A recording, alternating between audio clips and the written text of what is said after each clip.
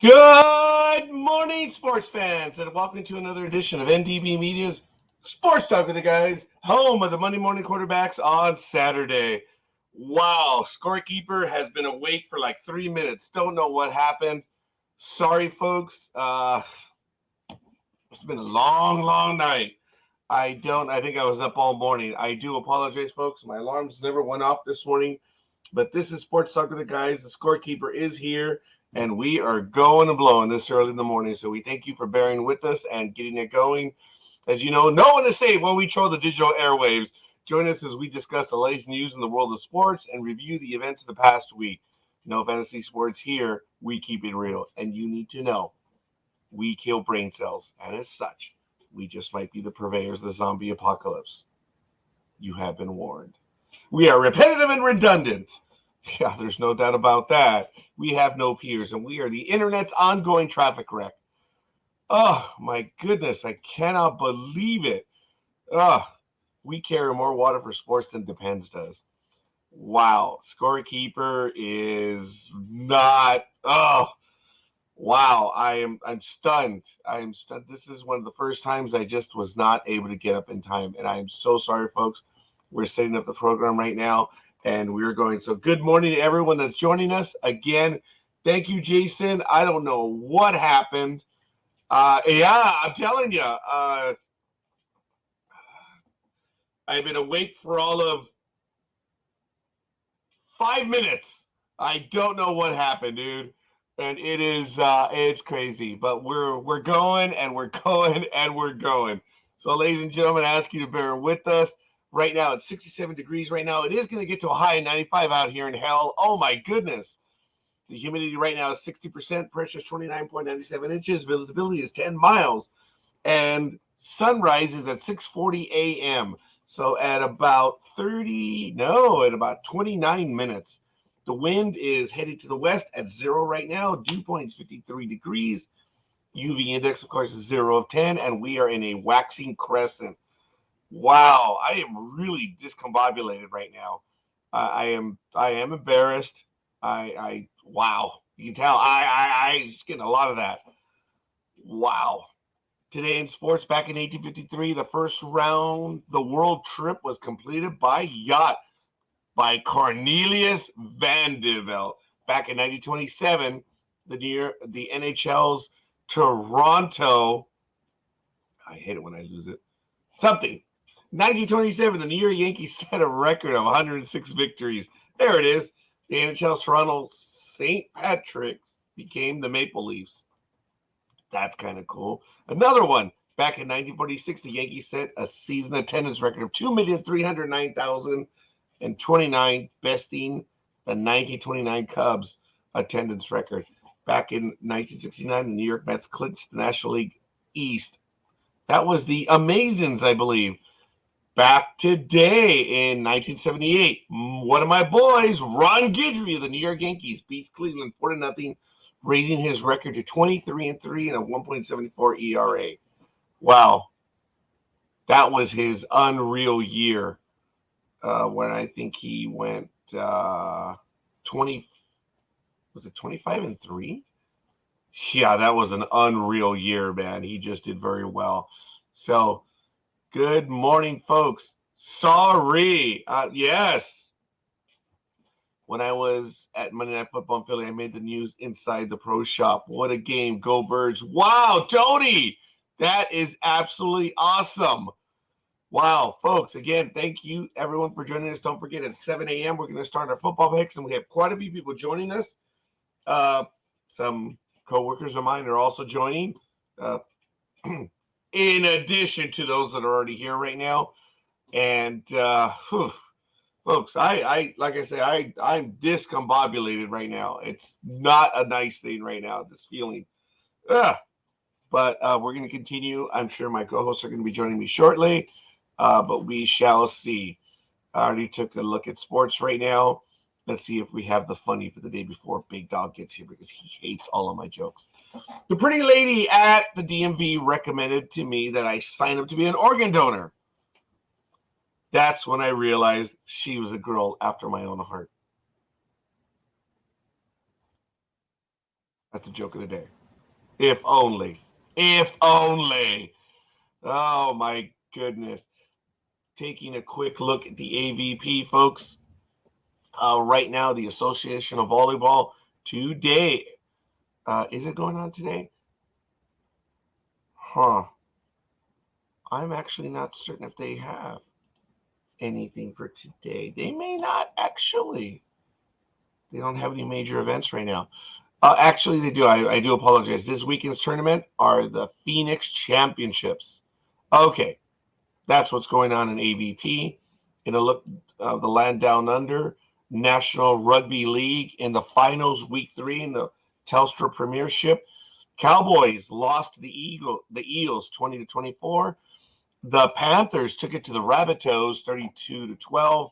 And in the semifinal of the Telstra Women's Premiership, it's going to be today at 9:05 p.m. Pacific time. The Knights visit the Dragons. And at 10:50 p.m. Pacific time, the Roosters visit the Eels. Wow. And in the internationals, round 2, Australia PM13 versus Papua New Guinea. And that's tomorrow at 2:35 a.m. Pacific time. And on October 7th at 12 p.m., England visits Fiji. Wow. That's a quick look at the rugby league. Let me see our calendar, see what's going on in the world of sports right now, folks. And again, I am sorry. Wow. We are obviously going to be in NFL week 3. NASCAR is now starting the round of 12 of their playoffs. They're going to be in Texas. Wow, really good stuff. And in October, Major League Baseball season is coming to an end on the 5th. And, of course, NASCAR will be in Talladega. That's the start of week 4 on Sunday, October 2nd. Right now, big news. I want to hasten something that I was given yesterday. I'm not so sure I want to go ahead and report it, but right now, congratulations to Mr. Pujols. I guess he hit 699 and 700. Congratulations to him. He joins an illustrious group. There are only 4 guys that have that many. Oh, yeah, I'm trying to shake it off, man. But, folks, let us know who you are and where you hail from. I know Jay's in the area. I know Tony's in there. But for everyone else watching us, just give us a comment, give us a link, let us know. But, oh, man, I haven't had even a coffee, anything. I am miserable right now. Wow. We don't have anything on the PGA, LPGA. We do the women Walmart Northwest Arkansas Championship at Pinnacle Country Club. They're at Royers, Arkansas, September 22nd to the 25th. And as of right now, all in first, Yoongun Lee is -864. Yuka Sasso is tied for second with Megan Kahn, Ryan O'Toole, Lauren Coughlin, Si Yoon Kim. They are at -7 and 64. Tied for 7th, you have Lilia Vu, Vivian Ho at -6 and -65. Oh, no, not -65, but there are 65 actual shots. And tied for 9th, a whole lot of people. Yoongun Lee, Charlie. It's actually Charlie, and we're in the women's right. Charlie Hull, Mooney He, Georgia Hall, Aylin Kim, Jenny Shin, all -5 and 66. Oof. Wow. In a moment. Good morning, Aisha. I am so sorry I'm running late. Thank you for the shout outs, Aisha and Jason. And, I got to tell the truth. I was expecting one of my co-hosts to already be here since I started late. I could be here so I could, do what I need to do. I don't know what happened. My alarms were supposed to go off. I'm at 100% on the phone. Don't tell me I turned off my alarm. I never do. I admit I am on vacation. No alarm! Oh, it says no alarm. Oh, my goodness. That's why. Thank you, Tony, for the love. Appreciate it. Wow.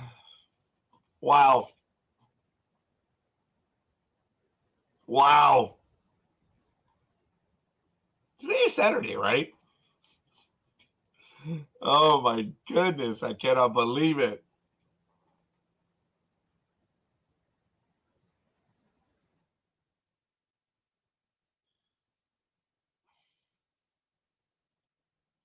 I shall post it.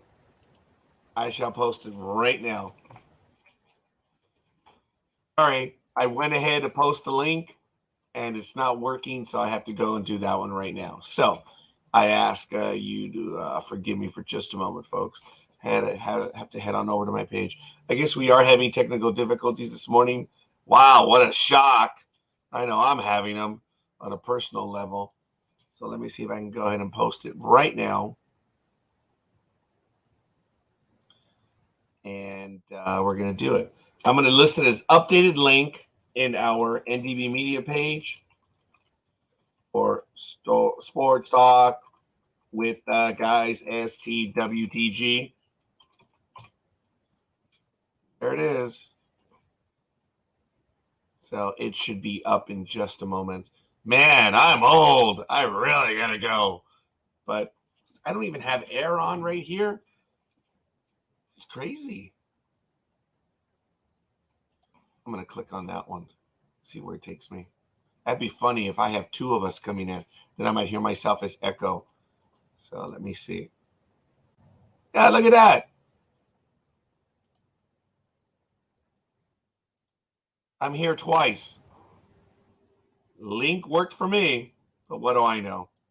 Absolutely nothing. So it's okay. I think I'm hearing an echo.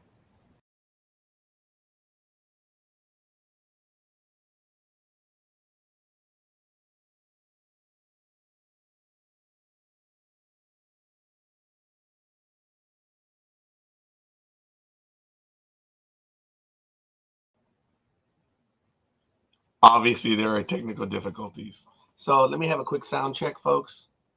Hi, David. Thank you for joining us. Sorry, the screen went. Cedar Hill, Texas. Thank you, David. And we're going, man. Aisha says, hey, you know, that's a sign of getting really old, forgetting things. I didn't even turn my alarm on, but hey, it is what it is. A quick look at NHRA, folks. The events that are taking place, of course, the Auto Club Finals are now in 47 days, 3 hours, 7 minutes, and 58 seconds. That's going on right now. The Nitro Time Machine, Wild Comp, Limited Action. Okay, no, that's something different. I apologize. They're at the Carolina Nationals today. The Betway NHRA. That's what's going on with them. As I mentioned, NASCAR. I believe they're in Texas right now. So let me see. I'm losing my page. There we go. Good morning. How are you? Oh, just fine. Well, you know, you need to get some coffee. I'll take over. I gotta get coffee. I gotta do a lot of things, folks. I do apologize. I'm gonna get the machine going. I gotta get the air going. Look, I have to be very careful when I get up and run. I don't even know if I'm even dressed this morning. That's how embarrassing it is. Hey, And Roz, where are you? I thought you weren't gonna be able to make it, Roz. But all kidding, Speedy. Yes, please take over, folks. I'm gonna be back in just a few moments. Otherwise, my voice will go. So I got to tell you, what is really cool, my co-workers are in on it, and they gave me their picks. So when we start at 7 a.m., it's going to be a lot of fun. So thank you. We got another like from Roz. Thank you. And I'm sure there is some tennis news, but I'm going to have to get to in a moment. Oh, hey, by the way, Jay, remember Nick? He was a varsity player, tennis. So I used to make fun of Nick about it. And I commented to him about Arthur Ashe. He didn't know who Arthur Ashe was. Nick, or Jason, I have to tell you, it was my great privilege bitch slapping that young man. He did not know who Arthur Ashe was. Oh my God! And he was varsity tennis player. I have never let it go. From time to time, I call him Mr. Ash. Anyway, folks, I apologize. That is a true inside joke.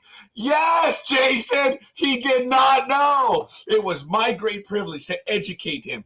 Nick's he's a beautiful soul, just like you are, dude. But he didn't know who he was, folks. What was that? What? Yes, I'm serious. So, folks, again, I ask you to bear with me. So, Speedy, please take over. I got to get it all going right now. Those are our props from our Game of Thrones night. Yes, that's my Star Trek cosplay. You notice I have two uniforms. Not that both could be used at the same time, but I'll leave that horrid image with you guys. I apologize, folks. I'll be back. Speedy, go. As he leaves us with that horrid image in our heads now, I can actually see that image. Ugh. Good morning, Tony. Good morning, Aisha. Ron. What's going on, Jay? I, for the life of me, could not get on, but I heard him talking and hearing how discombobulated he was and that he wasn't fully awake. And he's like, oh, go ahead and leave us this and leave us that. And I'm like, no, that's not how it works. You're doing it all wrong. I need to get in right now. So go ahead and thank you, the guys, for giving us like, giving us the comments here, all that good stuff. So, yeah. Yeah, that's what I mean, Jay, that the page was showing that the episode was live, but it wasn't live. And I was like, what do you mean we're not live? I'm the secondary co-host. I know when we're live, which is every Saturday. I don't know why that happened, but that's all behind us now. I'm here, ready to go. I know he already talked about it, but Albert Pujols is now made for the Hall of Fame at one day. 700 career home run this week. That is amazing. I believe they said he's almost tied with Barry Bonds. I'm not sure. I might be wrong on that. When he comes back, we'll discuss that with him. But thank you, Jay. Yes. Glad I'm here as well. And man, can't stand the hotness up here. Only because I live upstairs. You all know that. Upstairs apartment life. If I was downstairs, I'd probably be cooler. I'd be more relaxed than I am. But, what can you do? What can you do, right? How you doing, David? Welcome.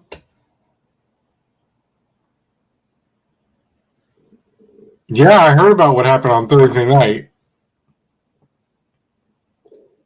Yes, Barry Bonds has 762 home runs. That's great. Tony, I saw your comment earlier when I was trying to get on. You were saying that you were there. Horrid, wretched. Oh my God, I ran out of coffee. There is a God. We all saw that live, right? He runs out of coffee, but there's a coffee box right behind him. Shadow, go. Here, let's advertise our drugs.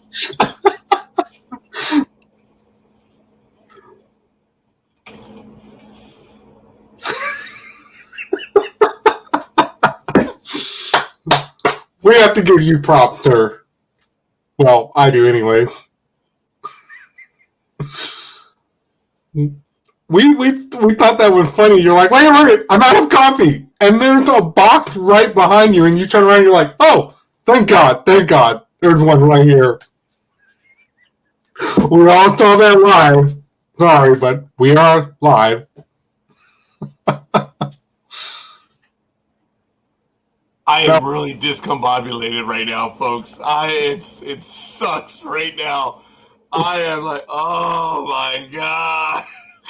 It is. I've never done this in the last 10 years. So I guess I have missed the start time of the program. So what were you guys talking about right now? Oh my goodness. I think Aisha, I didn't see that, but Aisha, I'm not okay. Oh yeah, from over there you can see them. Yes, I apologize. I'm so sorry, folks. Usually I have a pair of jeans on or my lower half of my cosplay stuff, so I do apologize. I'm glad. I'm glad I did not see that horrid image, but you did leave us with a horror image a few minutes ago, so I have that in my head. But the second one, yes. yeah, Yeah, we're sports talk talking with the about guys. we're talking about how many home runs everybody had because of you mentioning Albert Pujols. Is he tied with Bond or not? Oh no. He's now just one of four to make it to 700. The second closest player was Aroyd, who was at 696. He passed him. He's now 700. There was only three players. There's now four players to have hit 700 home runs. Barry Bonds is up there at 756. And I'll give you a list right now. MLB players. You're like, doesn't Scorekeeper know this? To hit 700 home runs. Isn't that amazing? Scorekeeper doesn't even know that one right now. I said 752. Barry Bonds is 762. Hank Aaron, 755. And Babe Ruth, 714.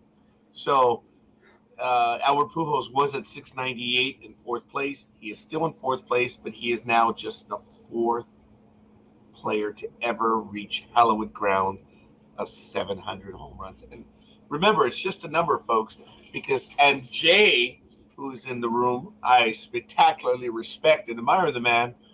Folks, the first number is 1, 2, 3, 4, 5, 6, 7, 8, 9, 0. That's 10. Okay? 700 is a hell of a number, but 0 is not 1. It's 0. That means 2000 was the last year of the other decade, not the first year of this decade. Oh my goodness. So in 700 means he's still in the 600s, if you math majors know what I'm talking about. He's got to get a 701, but there's a good chance he might end up at 700. Just think about that. That just means he has 700. It's a good number, an even number, but it's still part of the 600s. Just think about that. Once you get to 701, then you're in the 700s, but that's okay. I'm discombobulated this morning. Did you crash and burn on your choices last week? I think I did very well last week. I think I was the number one and Tony was second. I don't remember, but I just know I did very well. Hopefully the big dog will be able to join us shortly. I was talking to him all week, and we'll see. We'll see how it is. But like I said, folks, we're going to get to our football picks. Monkey Man is joining us. He's been interviewed on this program a few times. So Man of Steel is also joining us. And Gessel. And Jay, you think you may know a young guy from the transportation unit by the name of Jermaine? Mr. Yankee? No, I'm Mr. Yankee at the yard, but Jermaine's a big Yankee fan as well. So it's fun. They're also in on it. So we have quite a few people that have joined, and they're all joining as a group in week 3. So we're going to be able to keep track of their individual stuff, which is kind of cool. But again, that's going to happen at 7 o'clock. We should be ready to go. I'm going to start setting up in a moment. But again, Speedy, when I got back in, I'm sure I interrupted you. As you know, folks, I spent the first 15 minutes going around the horn. I already went to NHRA. We were going to talk about NASCAR real quick, but then Speedy joined us. Texas Motor Speedway is tomorrow. Talladega is on 10-2. Charlotte Motor Speedway is 10-9. 10-16 is Las Vegas Motor Speedway. And 10-23 is Homestead. So far in the playoff standings right now in NASCAR, as I said, we are opening now the round of 12 in NASCAR. So right now, we have in the running for this week in the round of 12, Chase Elliott, Joey Logano, Ross Chastain, Kyle Larson, William Byron, Denny Hamlin, Christopher Bell, and Ryan Blaney. On the bubble, or as they say, on the outside looking in, Chase Briscoe, Alex Bowman, Daniel Suarez, and Austin Cindric. So the way it works with NASCAR is they started the round of 16. They're now going to the round of 12, and which will lead to the round of 8, starting with Las Vegas on October 16th. So that's where we are right now. That's why you have the top 8, as I mentioned. Elliott, Logano, Chastain, Larson, Byron, Hamlin, Bell, and Blaney. So they're already, as of right now, we still have several races, but they're in line to move up to the round of 8. Briscoe, Bowman, Suarez, and Cindric are on the bubble. So we're going to be following that, obviously, every week as we go, and we shall see. So I apologize, folks, if I do get away from the comments for a moment. And they announced their start in St. Louis, but they also said that NASCAR this year will be starting at a new start time.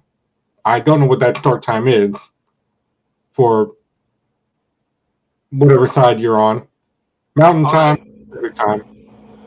When we get to these additional events, well, damn it, I apologize. I did close NASCAR. I guess we should put the start time on that one. So, yeah, for Texas, as you know, today, yesterday was inspection. Today you have at 10:35 Eastern, which is about an hour, you're going to have practice. And qualifying will be 11:05 for the Xfinity series. NASCAR practice starts at 12:35, all times Eastern.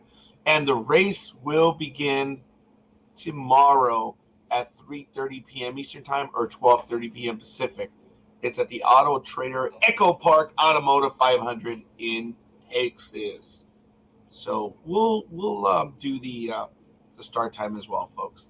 So Formula One, I don't know if they're actually somewhere right now. Give me a moment. Let me see. No, I don't think there is a race. But let's take a quick look at the schedule for Formula One as to what's upcoming. We still have several races. Let me see. We just had Italy on night. Well, we had the esports event, the Pro Championship event. Okay. October 7th through 9th is Japan. So I guess we're going to have a little bit of a break right now. And then we have the Pro Championship event, 12th to the 14th, an esports event. The United States, Formula One, Aramco, United States Grand Prix will be October 21 through 23. And then you have Mexico, October 28th to the 30th. Brazil, November 11th through 13th. Abu Dhabi, November 18th through 20th. Does Abu Dhabi conflict with the World Cup? No. It's the weekend of. On the 21st, the World Cup begins. You know, out there on the 21st, yours truly will be on vacation again. I'm actually on vacation now.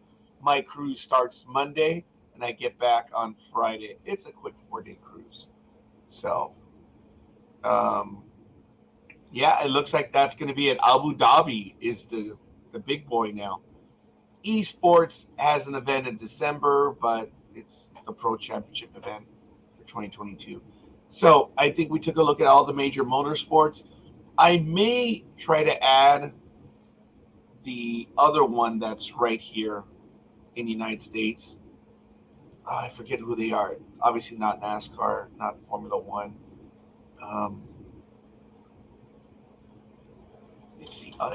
It's Formula One here in the United States, and I'm forgetting who that is right now. So we're gonna have to get to that. So sorry, I don't know.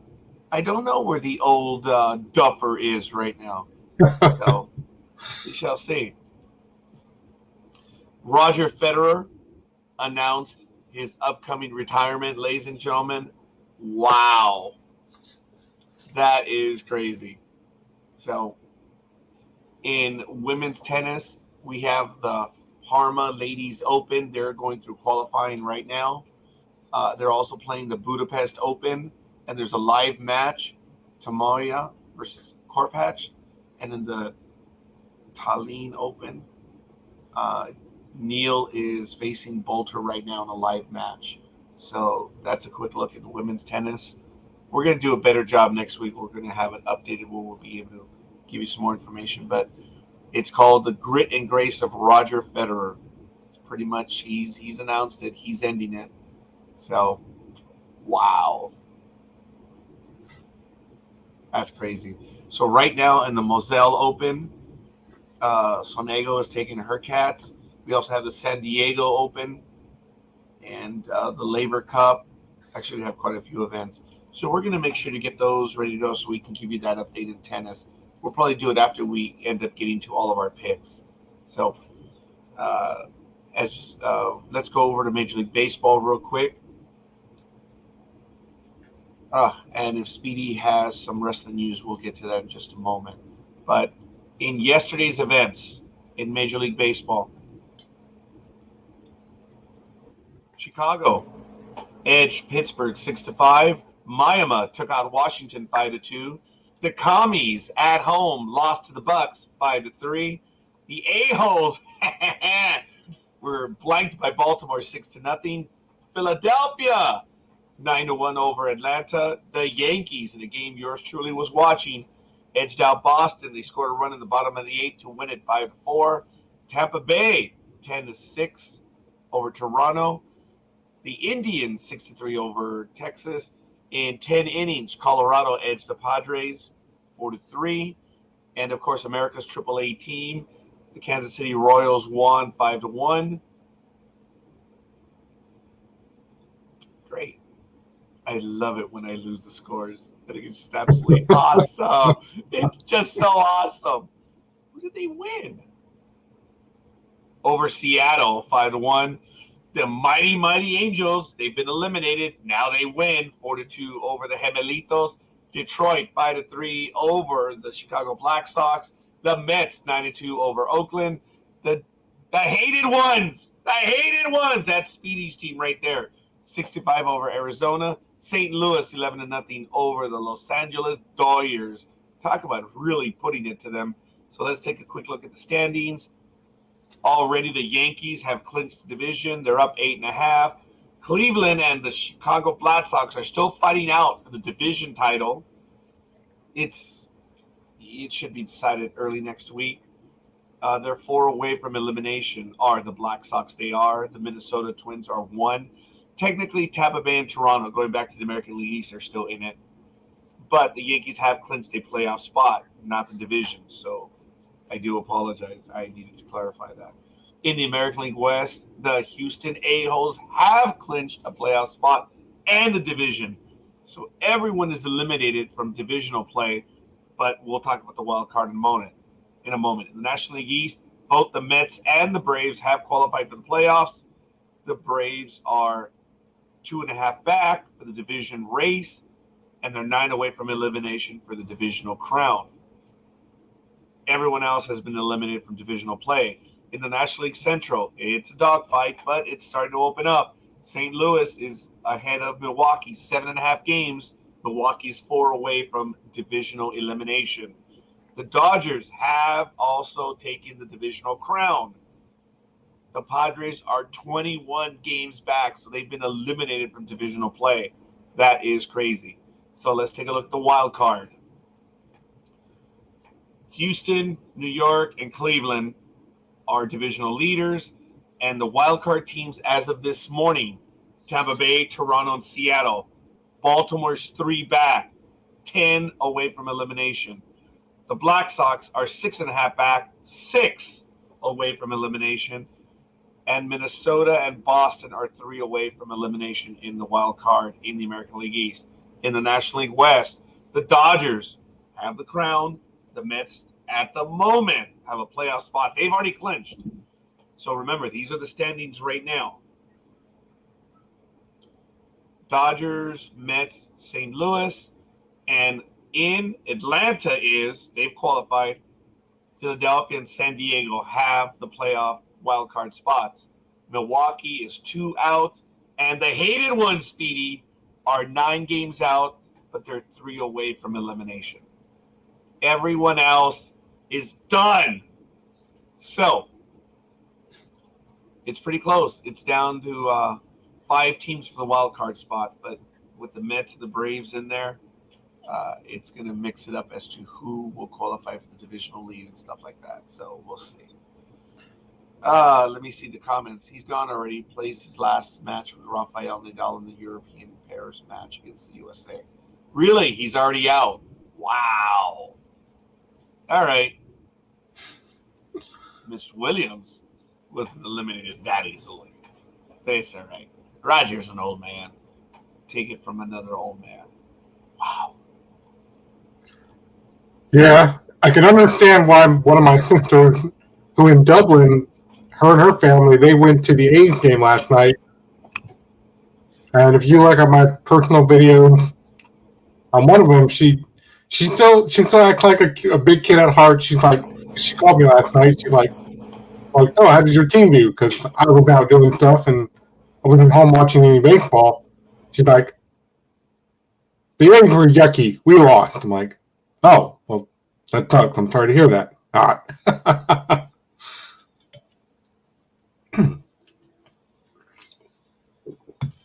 Right now, I got my test results because I'm going on a cruise on Monday.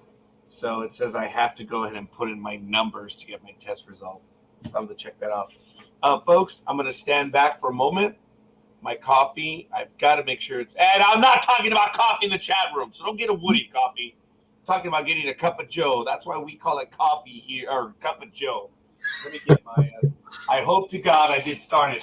I asked for forgiveness on the hairy legs. I'm sorry. Yeah, do that. Oh my God, you didn't even start. Oh, you winch. I'm still married. Oh my God. Oh, come on. I think it's his coffee problem. Well, his cup of Joe problem figured. See, now he's got me messed up. Always on a Saturday morning, right, people? Thank you, ladies and gentlemen. I tell you, this is great because, I mean, why not do this? Go, stand by this channel. Go. I need the coffee. Don't be a winch.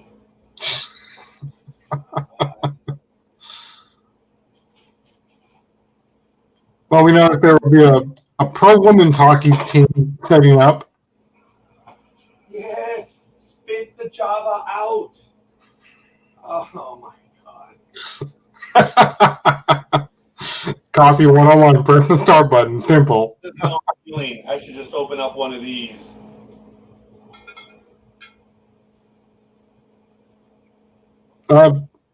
Anybody in the chat room know what that was? Help me out. I'm not a coffee drinker. Whatever he just had me saying the show was, I don't know. God, you winch. Hurry up.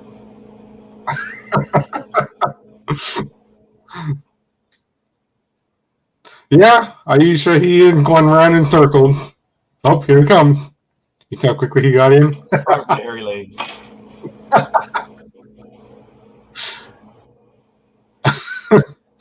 You should check out Tony's comments in the chat room, too.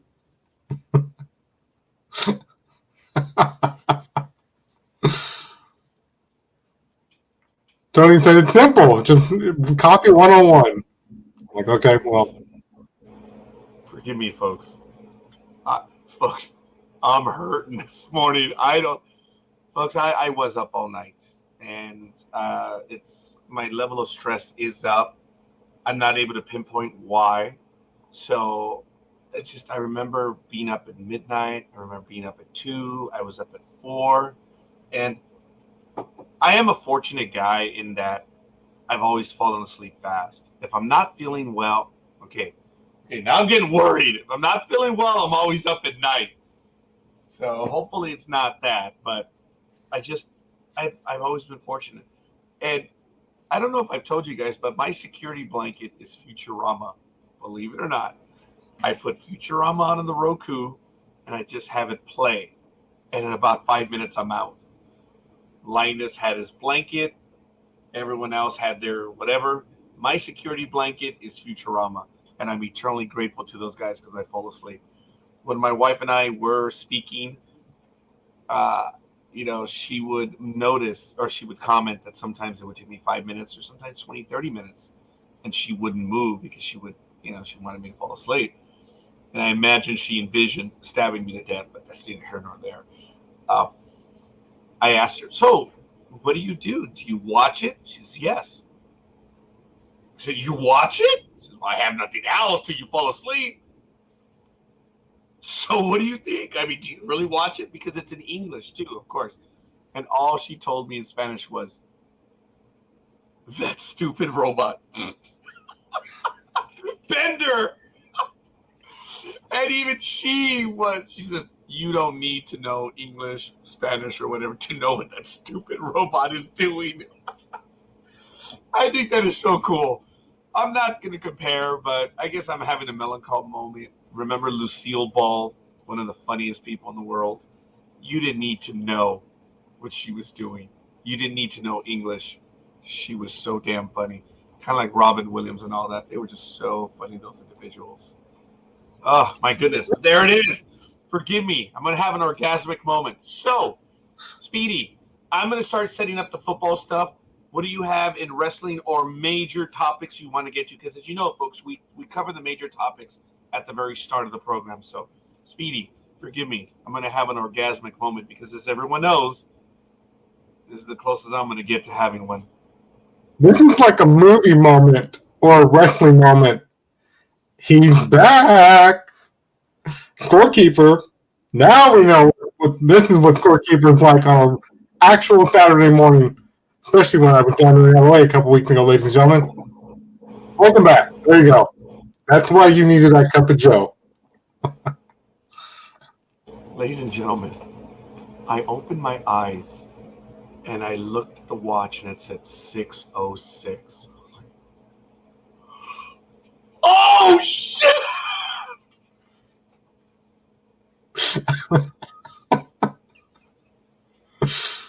The only thing that kept me going was knowing that I have a brand new computer and it takes like 10, 12 seconds to start. I ran out here. Yes, an orgasmic moment. I'm telling you, that's the closest I'm going to get right now. Tony says, oh, yeah, I know which one. Yes, I love the episode when Bender literally shits a brick. Yeah, I just saw that one in the last week. And what is cool about watching Futurama is it will automatically shut down, of course, after about, 9 or 10 episodes, because each episode only runs from 20 to 30 minutes. But yes, Tony, that was on just the other day. So what I do, folks, is I just put it on and I press play, and it will automatically shut down, and it keeps me going. So, Speedy, which major moment do you want to get to, young man? While I get the football picks ready to go, it is already 4:30, 40. Oh, man. Oh, did you see the light go on? Yes. Okay, we start at 7 a.m. It's 8 minutes. And I'm like, well, it's 43. We're 43 minutes in. We got time. And I know we don't. I gotta get the foot. Yeah. Let me get that going right now, folks. Wow, I do apologize. You do that, yes. Wow. Well, ladies and gentlemen, I have to tell you, I am hurt. He needed his cup of Joe, as he said, Lionel needed his blanket.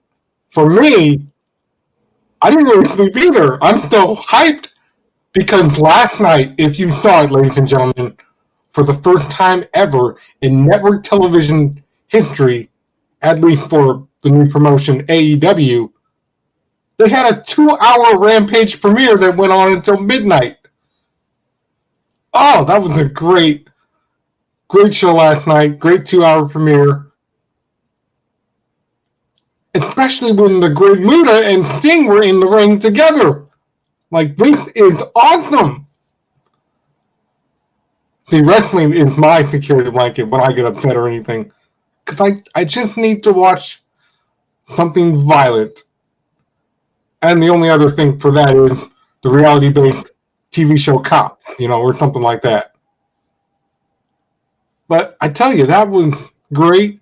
Wednesday was also great for AEW when Soraya appeared.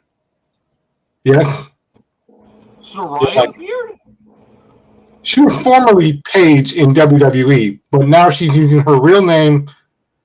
She made her debut because, well, we know Dr. Britt Baker and her team always get the win, but they always she likes to stick that glove in people's mouths down their gullet. But on Wednesday, she halfway got to do it. But then here came Sarai, and she's like, come on back in the ring, come on. And then none of the women were like, what is going on right now? And they're like, no, we're good. Britt Baker especially was like, I'll deal with you later. I don't know when, but remember, I'm a real life dentist, so I have appointments and stuff, and she was doing all that. So, but yeah, we don't know right now what role she's going to play. Whether it's going to be a non-wrestling role, I'm assuming it will be. But that's one of the reasons why she had to quit and retire from WWE because of the nagging neck injuries. A lot of it was complicated in the same way that Steve Austin was dropped on his head in '97. Others were with the way that Kurt Angle similarly was dropped on his head and broke his neck, but he was still able to be involved with the Olympics in 1996, right? Yeah, that's right, Jay. I'm so happy for her too. That was awesome. But man, Yo, Gabba Gabba. Good morning, Dreem. What's up, Dreem? Good morning. I am just coming on briefly, top of the hour, ready for NFL picks and such. I'm here for you. It is good to see your face, Speedy. Miss the mouse. Thank you. Good to see you too. And always good to see you, Mr. Scorekeeper, Admiral, and every other moniker you have. Oh, thank you. Okay, folks, you know how long I've known Dreem. And Roz already says hi. Dreem, he's a lot better than I am. We were on the phone almost instantly, and I don't even remember, but Dreem, it's the lexiconal verbiage that we have. You guys go play with that one. But it wasn't even like 10 seconds, and Dreem used a word that I was like, man, that's why I love talking to you. So Aisha's asking, how's it going, my man? And Jay, of course, says, good morning. Good morning, Jay and Aisha. It is going great. I'm short-staffed in the restaurant today, but everything was caught up from yesterday, so this should be a very smooth, soft opening. So I took a few minutes to call in for picks and say what's going on. Thank you. Folks, I think we're going to be ready to go in a few moments. Shall I tell them what word I used? Oh, you remember it. Go for it, dude. Folks, it gave me an intellectual Woody. So take that image and masticate over it. I told Scorekeeper, I was like, you know what?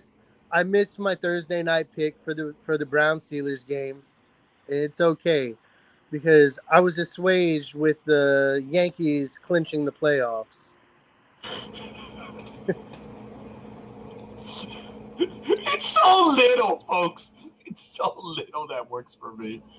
Oh, but it's in our regular vocabulary. It's in our regular lexicon that we use, and just to have fun. just to keep the mind wheels spinning. And Because the a lot funny of folks thing out is, there, the wheel is spinning, but the hamster is long dead.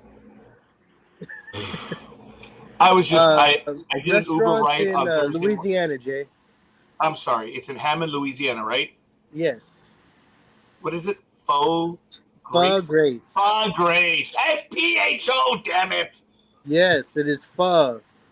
Just if you have trouble remembering in your head, just add the letter Q at the end.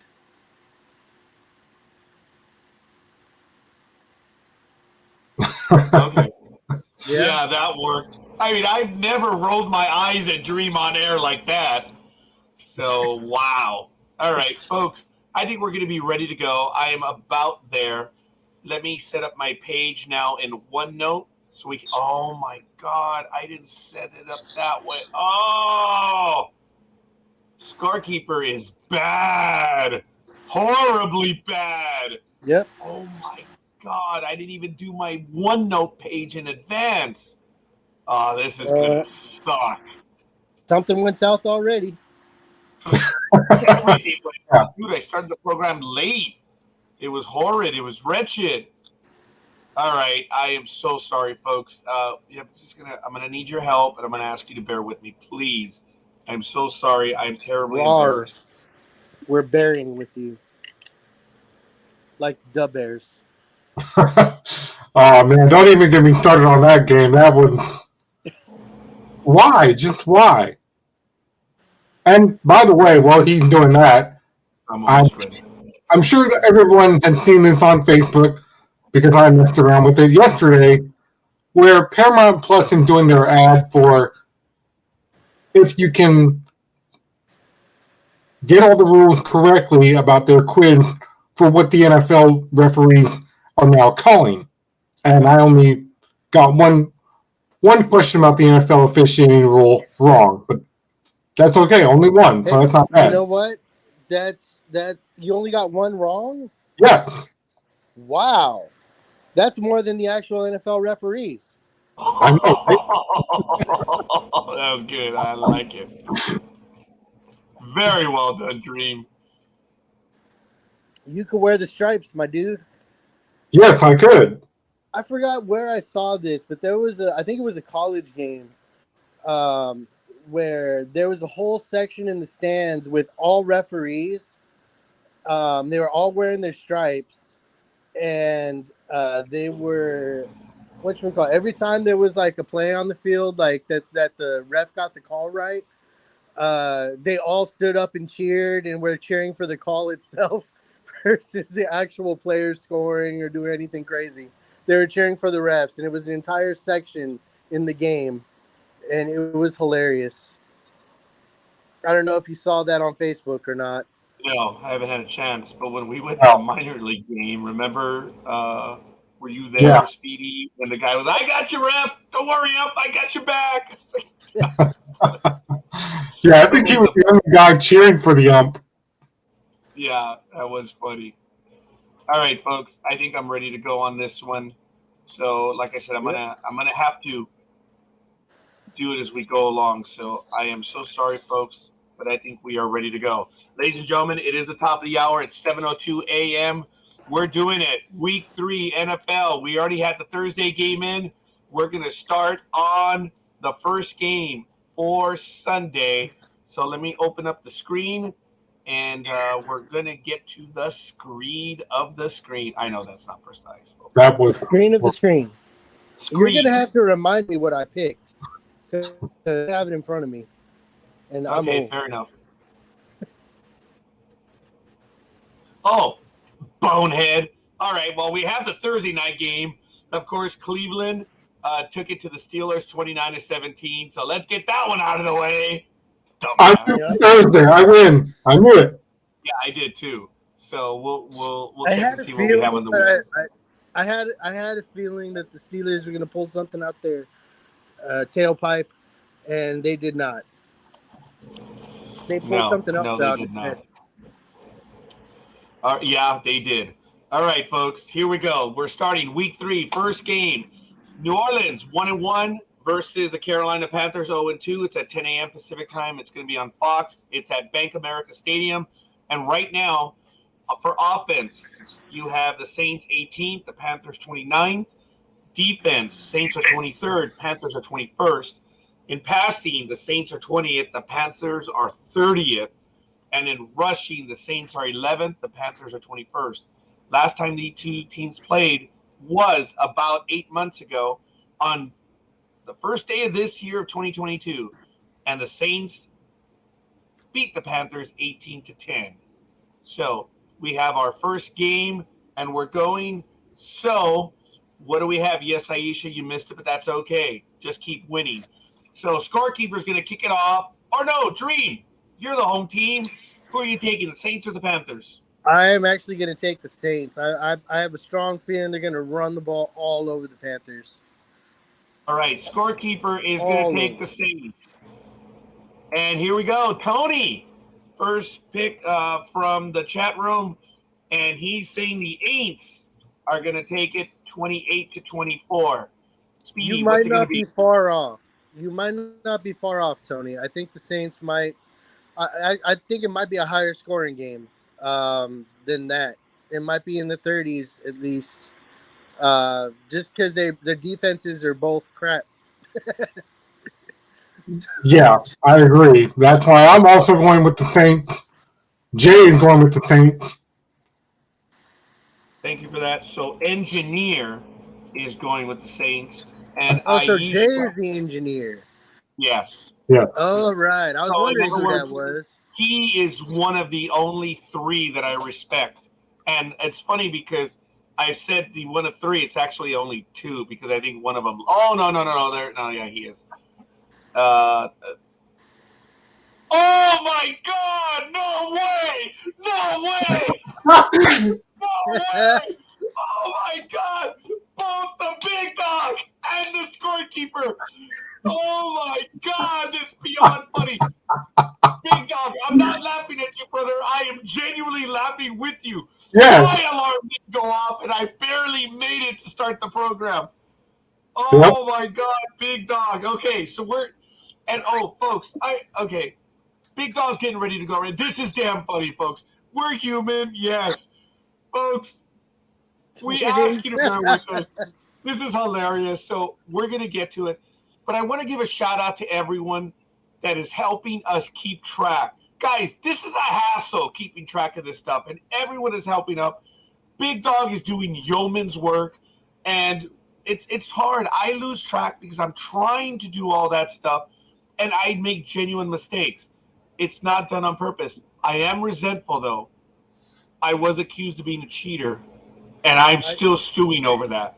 Aisha, it's not only is it catching, but we dropping that ball all over the place today.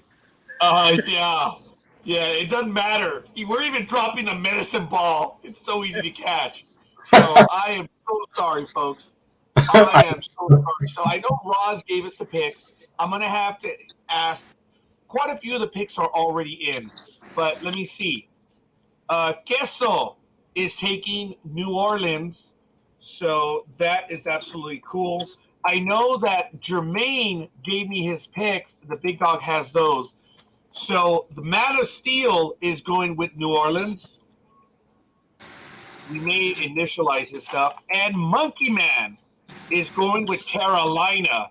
Oh, my God. He might be the only outlier. Speedy, who is it for you? Well, I was agreeing with Dreem earlier when Big Dog interrupted us. That's okay, Big Dog. We forgive you. But I also agree with Dreem. They're going to run them over. I'm going with the Saints as well. Oh, wow. All right. Good morning, Gridiron Girl. Morning, Gridiron Girls. Saints it is. Where are we all agreeing on this? Except for Monkey Man. Who's Monkey Man? He's a coworker. He is a Raider fan. Oh, you guys have seen him before. Monkey Man has been on our program. I've done interviews with him over the last 3-4 years. And the audio interviews that I've done where he talks about the Raiders and football or a major story, all I'm going to say is, no, actually I'm not. Because I don't know if Jay knows him. So I'm not going to reveal. But I think they're going to be joining us. I believe Jermaine will eventually be on live with us. Freddie will eventually be. Oh, Monkey Man! There, damn it, I gave it up. He'll probably be on with us too, and because Monkey Man has done several interviews, and I love his opinion. Folks, remember, I've always talked about the voice of the fan. That's who we are, and it's great to hear everyone's opinion. But I'm getting sidetracked. Let's go to the next game, folks. And because I know Dreem is short on time, so let me, as you see, I'm darting back and forth between screens. So we got that one in. Let's go to the next game right now. And I'm sorry, Aisha, for the flashing. Aisha, how's your mom? I hope your mom's doing well. I've been thinking about that all week. I can only imagine how much more difficult it is for you. So I was thinking about you, Aisha. Hope everything is okay. Next game, Kansas City Chiefs 2-0 visiting the Indianapolis Colts are 0-1-1. It's at 10 a.m. Pacific time on CBS. They're playing at Lucas Oil Stadium. And in offense, the Chiefs are 7th, the Colts are 14th. Defense, Chiefs are 16th, the Colts are 13th. In passing, the Chiefs are 6th, the Colts are 12th. And in rushing, the Chiefs are 17th, and the Colts are 13th. Last time these two teams played was on October 6, 2019. That was a while ago. And the Colts edged 19-13. So that's where we are right now. We're going to go with the next picks that we have. And it looks like Queso is going with the Bears. Okay, so that is our first pick right there. What? The Bears? You just ran down. Okay, yeah, you're Skipping right. a couple games. I jumped that game. I'm sorry. Yeah. I jumped that game. Chiefs and the Colts. I'm so sorry. Yes. So our first official pick is Tony. Yeah, thanks, Jay. Yeah, I feel like I'm at work. Let it go. I'm so sorry. Jay's already, no, don't be stupid. Jay's an educated man. He doesn't speak that way. Scorekeeper does. So, yeah, I got to be respectful. All right, Jay goes with the Chiefs too. So, Tony called it 31-27. Okay, so let me see, 31-27. The engineer is calling for the Chiefs. Dreem, what's it going to be? I'm going to say the Chiefs. I believe that's what I put on the other page, I hope. I'm sorry. Yeah. I think I'm going with the Chiefs on this one. I don't think the Colts stand a chance in Kansas City. Okay, so Dream's taking the Chiefs. Scorekeeper is going to take the Chiefs. Yes, Jay. Yes. And Gridiron Girl is going to take the Chiefs as well. I already said Queso is taking the Chiefs. Let me see.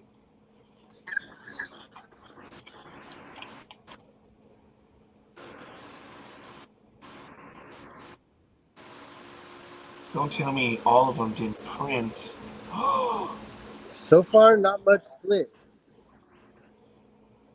I don't have, you know what? It looks like it didn't print that game. Damn it. Okay, I'm going to have to ask him for forgiveness. Apparently, it didn't print everything. All right, well, damn it. Okay, so what else do we have in the chat room, folks? Chiefs and Colts. Damn it.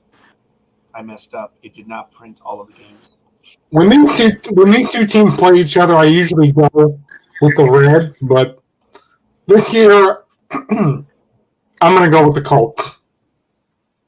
Oh. Yeah, I feel something different going to happen with these two teams tomorrow. I don't know what it is, but yeah, I get it, man. I get it. That's how I felt about the Steelers. Speedy, yeah. In the immortal words of Bill Cosby, what the hell are you smoking? And pass that shit over. I'm obviously bastardizing what it was, but oh my goodness. Yeah, no kidding. That was definitely so whatever. Okay, Aisha, we need your pick. I don't think I saw your pick. So we need that one. And folks, I am beyond discombobulated. So let me go back Ooh. to that game of the Texans and the Bears so that we The can Bears. get back on track. Yes. So we just dumped. I'm going to leave Kansas City open to the big dog. I've only closed one box. And that was the very first game. So let's go to Houston. 1-1 versus the Chicago Bears. 1-1, 10 a.m. Pacific time on CBS. This game is at Soldier Field. And it looks like the big dog is joining us in just a Big moment. dog. No, there he is. He is there. What's up? So, Bud Muffin. so in offense, we have the Texans are 30th, the Bears are 32nd. In defense, the Texans are 13th, the Bears are 8th. In passing, the Texans are 26th, the Bears are also last. In rushing, the Texans are 27th, and the Bears are 8th. Last time these two teams played was over a year ago, and that was the Bears blasting the Texans 36-7. Do you have the line, Big Dog, for this game? The Bears by 2.5. Okay, we already have a few picks, and the first one is in.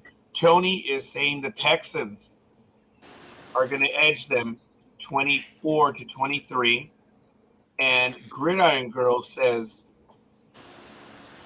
The Bears. thank you. And Jay also says the Bears, so let me write them in. Gridiron Girl Los and ojos. Engineer. Osos.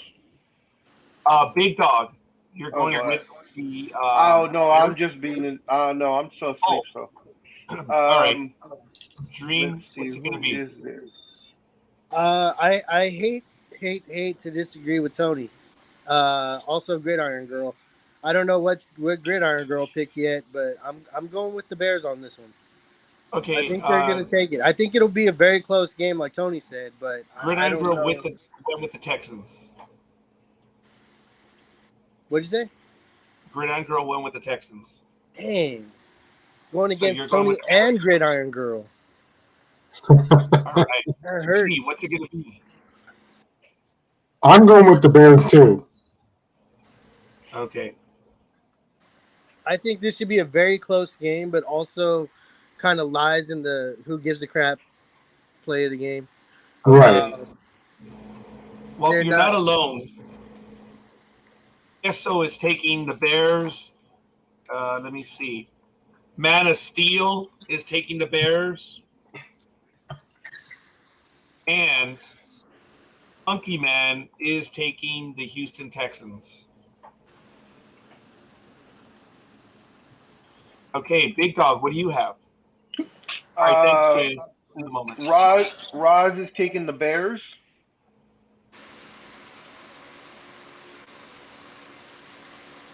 Oh, you And have I'm gonna everybody's picks up, Big Dog? I have yours also, but you're there, so I don't have to worry about it. Roz gave me her picks, and I'm also taking the Bears.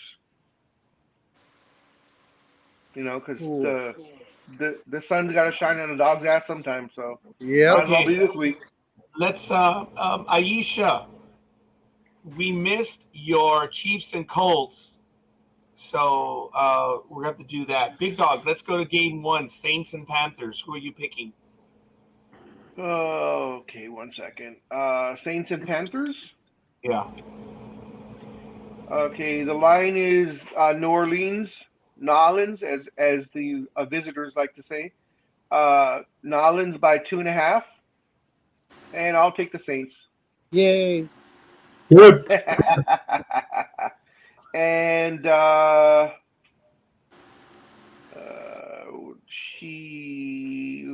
are they paying again?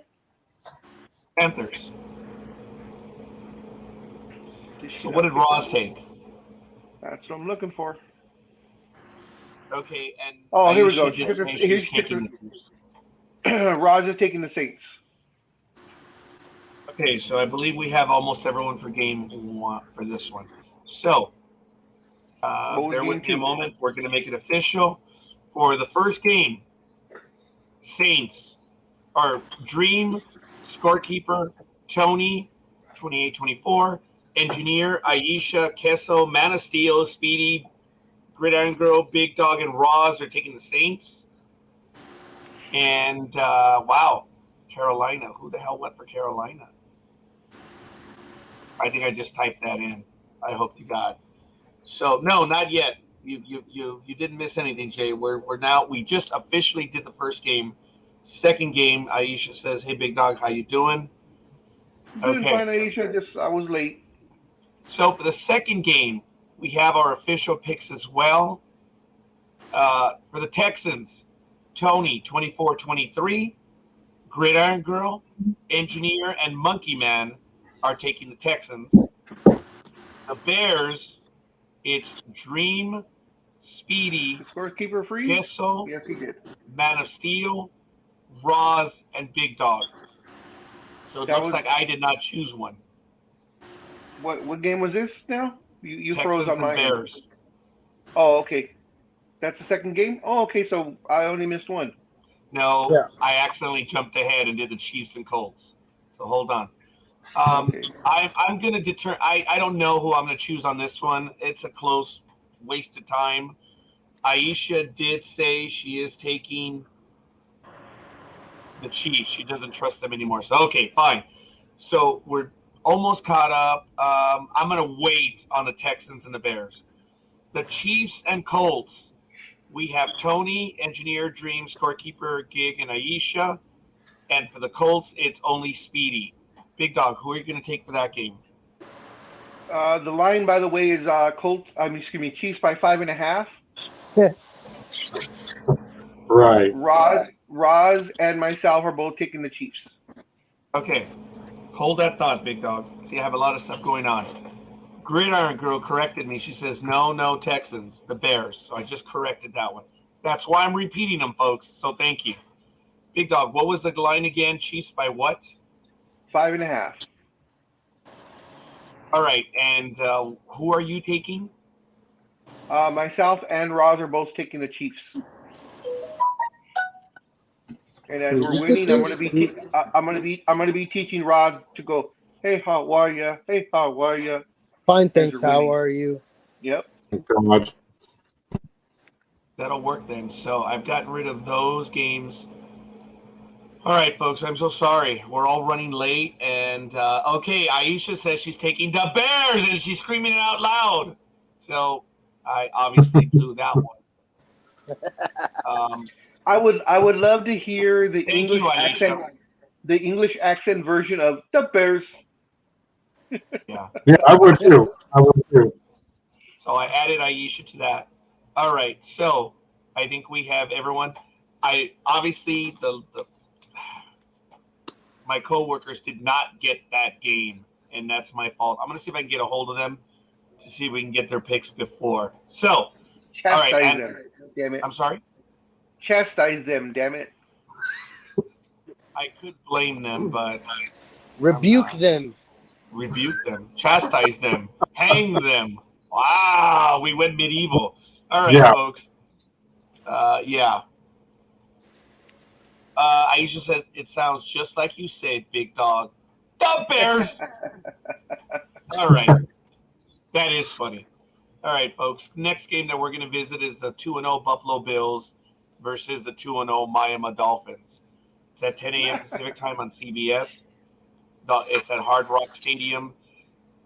In offense, these are two evenly matched teams. Bills are 4th, Dolphins are 3rd. But here's the separator. Defense, Bills are 4th, Dolphins are 28th. In passing, the Dolphins are number 1 in the entire league. The Bills are 4th. And in rushing, this is the weakness of the Dolphins are 28th. The Bills are 15th. Last time these two teams played was almost a year ago. The Bills took it to the Dolphins 26-11 on October 30th, 2021. Big Dog, please, what do you have as the line? The line is Buffalo by 5. That's it? That's it. I thought it'd be more also. Okay. In this game, Probably because buffaloes are afraid of water or something. I don't know. Maybe that's why the line's not that big. wow. Maybe they don't like sushi. Well, I think we are. Oh, that's funny. We already have one. Guess so. It depends is on what the going to cheerleaders look like, I Dolphins. guess. Let me see, who's this one? Man of Steel is going for Buffalo. And Monkey Man is also going for Buffalo. So we have our first pick in the chat room. Tony says the Bills are going to win it 30-27. Dreem, what's it going to be? The Bills. Okay, Dreem is taking the Bills. Aisha says not with the fish. So she's going to take the Bills. That's Aisha. And then we have Gridiron Girl who wants Bill. Good for you. I'm going to assume she meant Bills, but that's okay. Speedy, what's it going to be? Yeah, I'm going to go with the Bears. I mean, the Bills. Going with the Williams. Big Dog, what are you going to take? Roz takes the Bills, and I will also. Scorekeeper will take the Bills, and now I'm worried because now we're all heavy again. Yeah. So, wow. With all of us picking them, they're definitely not going to win this one. Let me tell you, folks, how many times have we been burned? And everyone who's new to this has learned it's like when we're all heavy, it is not good. So, all right, we have our next picks in. We're going to go to the next game, ladies and gentlemen. The next one, if I'm correct, is going to be Detroit 1-1 versus the Minnesota Vikings. Yes, that is the next one right now. So, it's at 10 a.m. Pacific time on Fox. It's at US Bank Stadium. And the Lions, okay, stats, offense. Lions are 6th in offense. The Vikings are 22nd. In defense, the Lions are 11th. The Vikings are 22nd. In passing, the Lions are 21st. Vikings are 15th. And in rushing, the Lions are 3rd. Vikings 22nd. It's a very consistent team. And they're 1-1.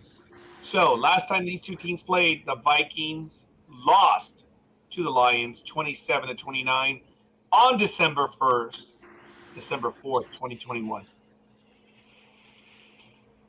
Big Dog, what do you have, please? Yeah. Minnesota by 6. Oh, wow. Okay. So, Big Dog, I'm going to go to you on this one, please, if you're ready to go. Roz will take the Vikings. And, I am most likely yeah, I'll take the Vikings also. The Lions have been done. Hey, Dreem, who did I what's it pick? Did I pick the Vikings? Yes, you did. You put the Vikings. Yes, I did. Okay, Speedy, what are you going to go for, pal? I'm going to go with the Lions on this one. Okay, and They're in the lying chat to room, you. very good. Yeah. Tony says the Vikings are going to take it 28-24. Aisha says, Pussycats this time, not having the white Vikings burn me again. So, yeah, that's funny. And then Gridiron Girl says it's going to be the Vikings. Gessel is taking the Vikings. Man of Steel is actually taking Detroit. All right, Big Dog, I'm going to have you fill in my picks for the rest of these. I got to get Sorry, going. Speedy. Thank you. All righty, sir. Thank you very much peace out, for guys. joining. Thank you, Dream. Take care. Have a good one, guys. Sell out of everything. All right, Monkey Man is taking the Vikings. I'm kind of split on. I kind of want to go for the Lions. The numbers look better, but I'm going to be dumb. I'm going to take the Vikings on this one. I'm not a fan of them anyway, so it is what it is. So we shall see. Okay. Before you go on to the next one, don't forget to add coffee into the home games of everybody, please. So we have an idiot. I'm sorry. We have someone taking the Panthers and the Bears. Yep. So you don't have to write it all out, Raj. If you want, you can just put in 77. I don't know who it is. Okay. Well, I'll That be makes it easier consistent for right you. now because there was Okay. an issue between GG and GIG, so I'll just write it out for. I'll keep it consistent for right now. And okay, A lot of so people with the same name.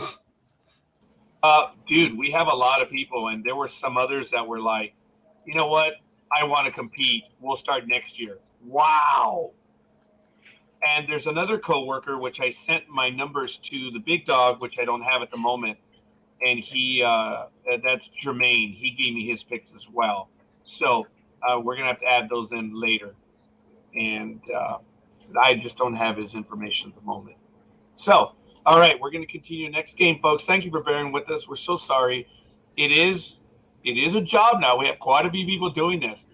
What I'm Scorekeeper. thinking of doing is I can create a link and we can have an edible Excel spreadsheet that can everyone eat can it? go in. I'm sorry? We could eat it? No. It's edible? All right. We said edible. I'm sure I did. And then everything can be done by each individual when we don't do it here. So if they, you know what? No. We'll see. Anyway, for now, folks, we do it Saturday mornings. That's when we do our picks. So, all right. Scorekeeper, before you go on, help me out. Coffee takes every home team, and of course, Packers, no matter where they're playing, and always, isn't it the Vikings that he doesn't take? Oh, I can't remember what that one team is that he does not go I for. believe it is the White Queens. Yeah. I Okay. think so. Okay. Yeah. All right. So, engineer, we did not get your picks for the Bills and Dolphins and Lions and Vikings. Sorry, in the Lions and Vikings game, he would be going for the Lions, not the Vikings. So make sure you make that yeah, that just change. made that change right now. Yeah, that's why I was trying to remember. I'm like, well, I think the Vikings are the bad team that he doesn't like. So, engineer, Bills and Dolphins and Lions and Vikings. So, as soon as you're able to get those in, we'll do that. Let me see. With cups of Joe giving orgasmic moments, edible pages are a thing of Big Dog. Yes, this is orgasmic, and the Big Dog's edible. Well, I have said he is the indelible, the edible Big Dog, so I guess I saw that one coming. Thank you, engineer. So yeah, it can be talked about. You are taking the Bills, and then I need Lions and Vikings. Oh, there it is. And he will be taking the Vikings. So, the Lions and Vikings, Speedy, Aisha, Man of Steel, and Coffee are taking the Lions. And Roz, Big Dog, Dreem, Tony, 2824, Gridiron Girl, Kessel, Monkey Man, Scorekeeper, and Engineer are taking the Vikings. So again, folks, thank you. This is a community job. We ask you to review the picks, and thank you for helping us out as I do okay, this is what we have. So thank you for doing that. All right. The next game, I believe is, okay, we just did, this is the next game. The 1-1 Baltimore Ravens versus the 1-1 New England Patriots at 10 a.m. Pacific time on Fox. It's at Gillette Stadium. For offense, the Ravens are 13th, the Patriots are 23rd. Defense, Ravens are 3rd, Patriots 20th. Passing, Ravens are 11th, Patriots 19th. And in rushing, they're kind of evenly matched. Ravens 19th, Patriots 20th. Last time these two teams played, the Patriots edged the Ravens 23-17 by one score or two scores. Maybe that'll be what it is. On November 15th, 2020, so almost 2 years ago. Big Dog, what do you have? The line is Baltimore by 2.5. And Scorekeeper will go with the Ravens, and I believe Roz will go with the Ravens. Yes, Roz goes with the Ravens all day, every day. Big Dog, what are you going to go with? I am going. Oh, man, they burned me twice now, but I'm gonna take a chance again. I will take the Ravens because I didn't pick the freaking New England idiots, and they burned me twice. But I'll take them. I mean, I'll take the Ravens. And Stud Muffin takes the Ravens also. Okay. So first pick in the chat room, Aisha is taking the Ravens. Jay is taking the Ravens. Oh, Engineer, sorry. Oops. I don't know why it moves like that. Engineer is taking the Ravens. Tony is taking the Ravens 24-20. Gridiron And Girl he's is taking the taking Patriots. the Patriots. And then Monkey Man is taking Baltimore. Man of Steel is taking Baltimore. And Kessel is taking Baltimore. So we have one outlier, and again, it's dangerous. It's frightening. Gridiron Girl looks to be the only one that's taking the Patriots. Who are you Speedy, taking, Scorekeeper? I said Ravens.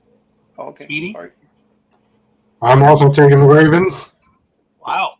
You're actually jumping off the bridge with everyone, Speedy? Yeah. You don't do that. All right, folks, this one's easy. Let me do the catch-all. Ravens, Scorekeeper, Roz, Big Dog, Dreem, Aisha, Engineer, Tony 2420, Monkey Man, Man of Steel, Gessel, and Speedy for the Patriots. Gridiron Girl. Wow. All right. So, thank you for listening to your names and getting it all. Oh, Tony. Oh, yeah. Yeah, we got that one, 2420. Sorry. It looked like on my screen.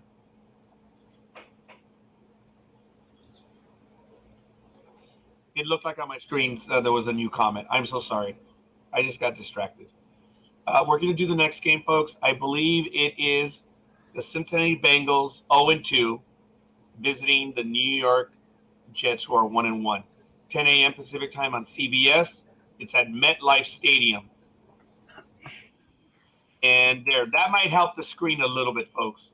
I'm going to try to work on it to get a larger screen. I try to do the OneNote. It will not get bigger. I appreciate that, Jay. It is. It makes it more fun.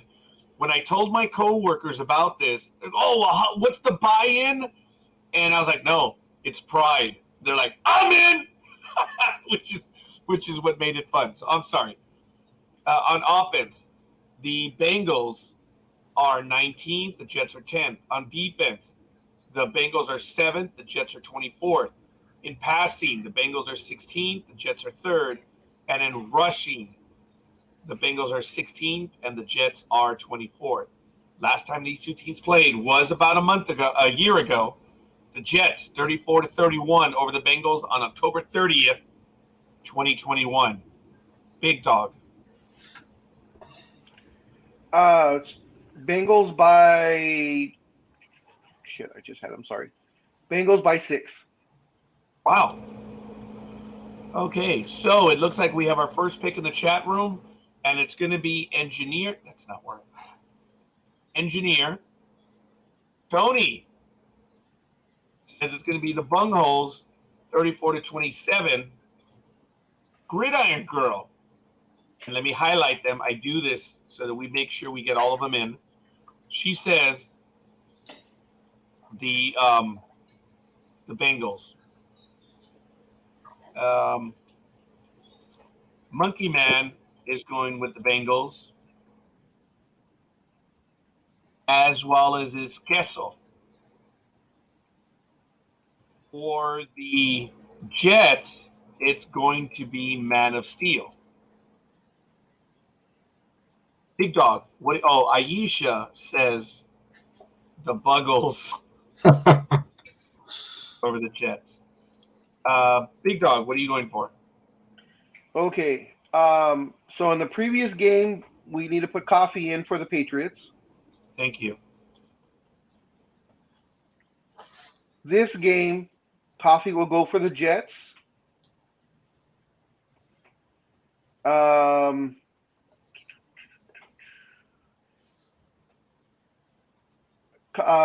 Dreem would go for the Bengals. I'm going to take the Bengals. And Roz is taking the Jets. Okay.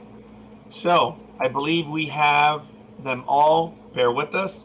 For the Bengals, Engineer, Tony, Gridiron Girl, Monkey Man, Kessel, Aisha, Dreem, Big Dog, and Scorekeeper. Speedy, I did not ask you.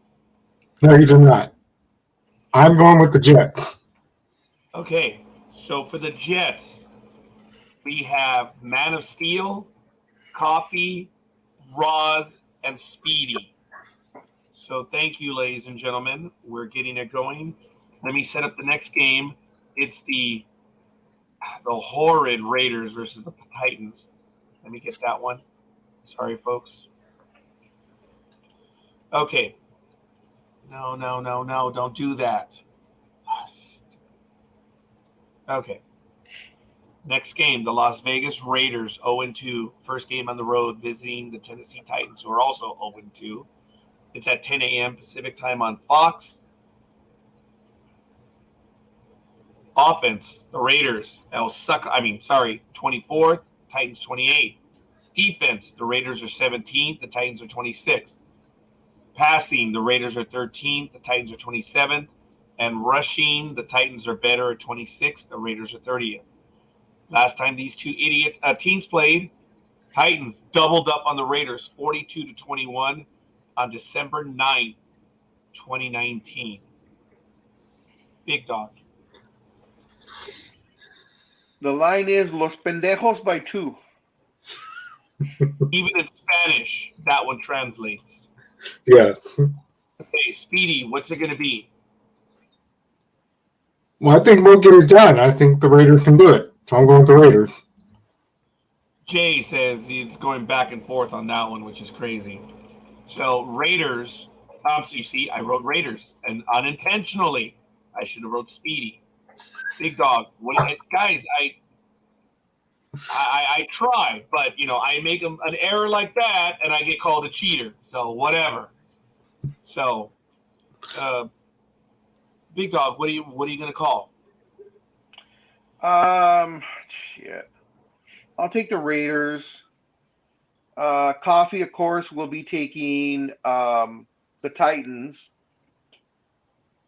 Roz is taking the Titans.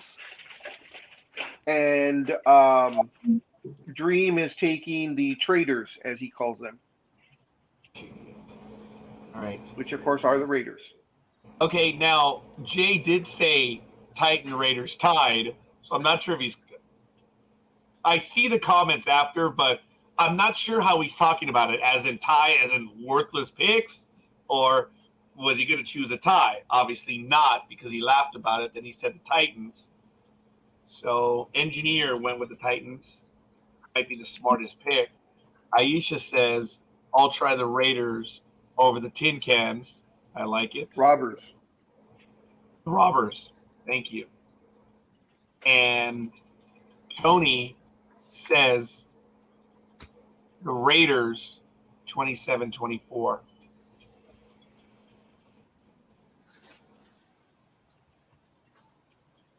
right.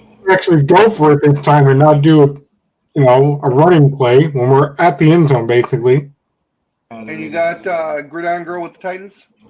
No, hold on. Monkey Man is taking the Raiders. Man of Steel is taking the Raiders. What the hell? And Gesso is taking the Raiders. That's unbelievable. Gridiron Girl is taking the Titans. And Coffee, yeah, okay, we have that one. All right, I believe we Dreem already, Big Dog, yeah, Speedy. All right, I think we have those. It would be funny if they tie. Jay, in the 15 years we've done this, someone did joke about that one time, right, Big Dog? And they didn't choose. They were saying it would be funny if they tie, and they made a choice and they tied. That was like the closest anyone ever got to it, and that was it's like over 10 years ago, huh, Big Dog? Something like that.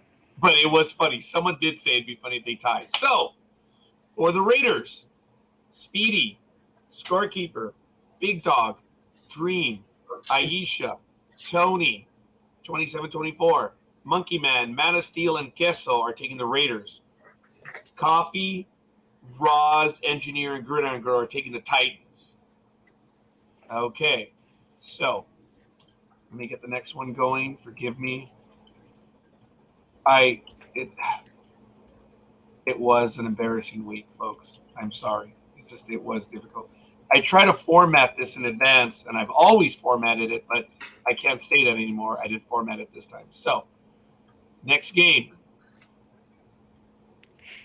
Philadelphia Eagles 2-0 versus the 1-1 Washington Commanders at 10 a.m. Pacific time on Fox. It's at FedEx Field. On offense, these are two good teams. Offense, Eagles are second, Commanders are 8. In defense, they're not good teams. Eagles 26, Commanders 25th. Passing, the Eagles are 8th, Commanders 2nd. And in rushing, the Eagles are 2nd and the Commanders are 25th. Last time these two teams played was on New Year's Day. The Eagles 20-16 over the Commanders on January 1st. Big Dog. Eagles by 6.5.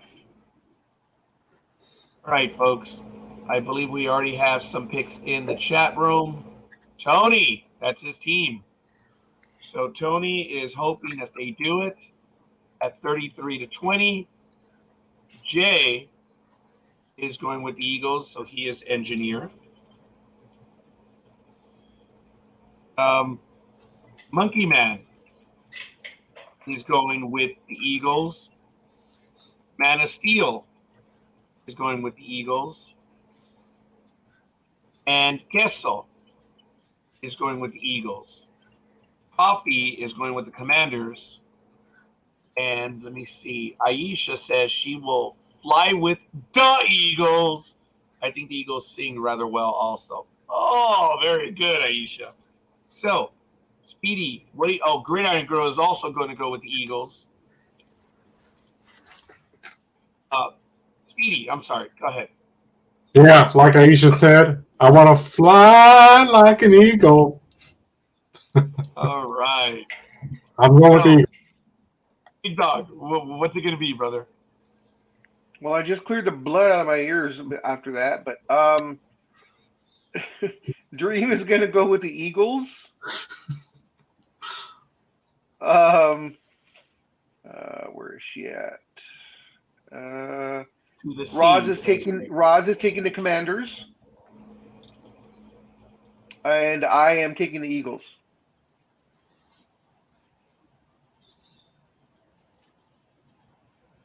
Okay, let me remove the bold. I don't know why this went bold for some stupid reason, but okay. Folks, here we go. For the Eagles Commanders, Tony, 33-20. Engineer, Monkey Man. I put Money Man for some reason, but maybe that was a subliminal one. Man of Steel, Gesso, Aisha, Gridiron Girl, Speedy, Dreem, Big Dog, and Scorekeeper. For the Commanders, it's going to be Coffee and Roz. So, if you heard the wrong pick, please let me know. If not, I think we have everyone. So the next game that we're going to go to, folks, is the Jacksonville Jaguars 1-1 visiting the Los Angeles Chargers 1-1. 1:05 p.m. Pacific time on CBS. I believe this is the first afternoon game. Yes, thank you, Jay. I believe it is 6 more games. You are so right. So, thank you for you are the engineer. On offense, the Jaguars are 15th, Chargers are 11th. On defense, the Jaguars are 15th, the Chargers are 29th. On passing, the Jaguars are 14th, the Chargers are 5th. And in rushing, the Jaguars are 18th, the Chargers are 29th. Last time these two teams played on October 24th, 2020, The Chargers by 10 over the Jacksonville Jaguars, 39-29. Big Dog, what do you have on the line, please? Chargers by 3. Big Dog, what's your pick? Well, shit. I guess I'll give the Chargers a chance. They are at home. So that means Coffee's also taking the Chargers. Roz is taking the Jags. And Dreem is taking, pull this up real quick, the Chargers. Dreem is taking the Chargers. So, Monkey Man is taking the Chargers. Man of Steel is taking the Chargers. And Gessel taking the Chargers. So, in the chat room, we have Jay is taking the Chargers. Tony says it's going to be the Chargers 30-20. Aisha says, oh boy, why me? Guess I'll take the Chagrins over the Jugs. So Aisha's doing that. Jay says he feels the same way. Speedy, what's it going to be? I'm going to go with the Jag this time. Really? All right. Okay. So I believe we have everyone. I think we still need Gridiron Girl. Yeah, I think we still need Gridiron Girl. So I'll take a moment. Let me move up to the next game, get that one set, or the other one after that. And if not, as soon as we get Gridiron's Girl's pick.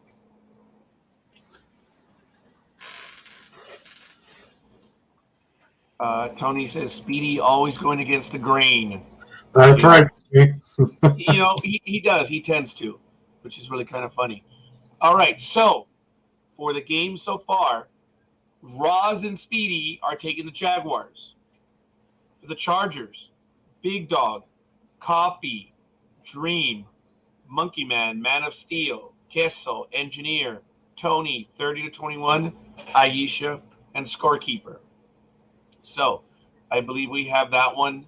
And Gridiron Girl, once again, we need your pick for that game. So I am still, folks, I am going to make my pick now, and I'm going to write it in. I don't know why I was thinking about it. I'm going with the Bears. That's the one that I had not. I was thinking about it, and now I have it. So Aisha says Mouse is always the sand in the works. And Gridiron Girl is taking the Chargers. All right. Thank you for that update. She took a while because she was calling the Chargers staff to see the injuries. So I guess that took her a second to figure it out. Yeah, you're right. Oh, for a minute there, I was like, wait a minute, didn't we just do this one? But no, it was the Chargers. So I saw LA. I'm like, wait. I know I'm getting old, but damn it. LA Rams 1-1 visiting the Cardinals 1-1 at 1:25 Pacific time on Fox. It's at State Farm Stadium. Offense, Rams 27th, Cardinals 17th. Defense, Rams 19th, Cardinals 12th. In passing, the Rams are 17th, Cardinals are 18th. And in rushing, the Rams are 31, Cardinals are 12. So if you look at the numbers on this one, folks, you have the Rams at 27, 19, 17, and 31. Gives them a total of 94 points. The Cardinals are 17, 12, 18, and 12. 59. So it's interesting when you look at it. The lower the number, the better when you look at these statistics. My thinking has been, I just brought that up because they kind of look close, but they're not, at least in my mind. My mind is a big empty warehouse. Last time these two teams played, Rams 30, Cardinals 23 on December 13th, 2021. Big Dog. Rams by 3.5. All right, so Coffee's going to take the Cardinals. And in the chat room, I think we already have some picks. Gridiron Girl is taking the Rams.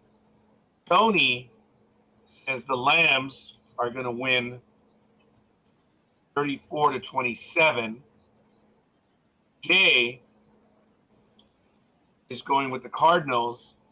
Aisha, Redbirds for me, but the sheep may play. I like that. So Aisha's going with the Cardinals. And Jay says Arizona's still high on the Raider win. Yeah, he needs to be blocked, you know? We need to block that guy. I was so disgusted by that. It was just absolutely We all horrible. were. We all were disgusted by that game. Okay. Monkey Man is going with the Rams. Also, Man of Steel. And, oh, wow. So Queso is going to go with the Cardinals. Speedy, what do you have? I'm going to go with the Rams. I wonder if this one's going to be a little more balanced. This one's looking to be one of the balanced choices so far. Yeah. Yeah, this one's good. I like that one. Big Dog, what do you have? Well, you already put Coffees in. So Dreem is going with Dream's going with the Rams. Roz is going with the Cardinals. And I'm going to go with the upset, and I'm going to go with the Cardinals. The Rams don't look. They're still Super Bowl drunk. They just, seeing those numbers that you just posted, just confirms everything I've been seeing from watching them. They're not cohesive yet, and unfortunately, as engineer says, the Cardinals are on a high after that big win last week, that big comeback win, and usually, that you ride that, for at least a week or two. So, I think the Cards can pull it off. I think they can beat the world champs. Folks, if anyone wants to join us in the chat room and join us live, just post it here and say, I'm in! And we'll send you the link. And you can give your comments as well.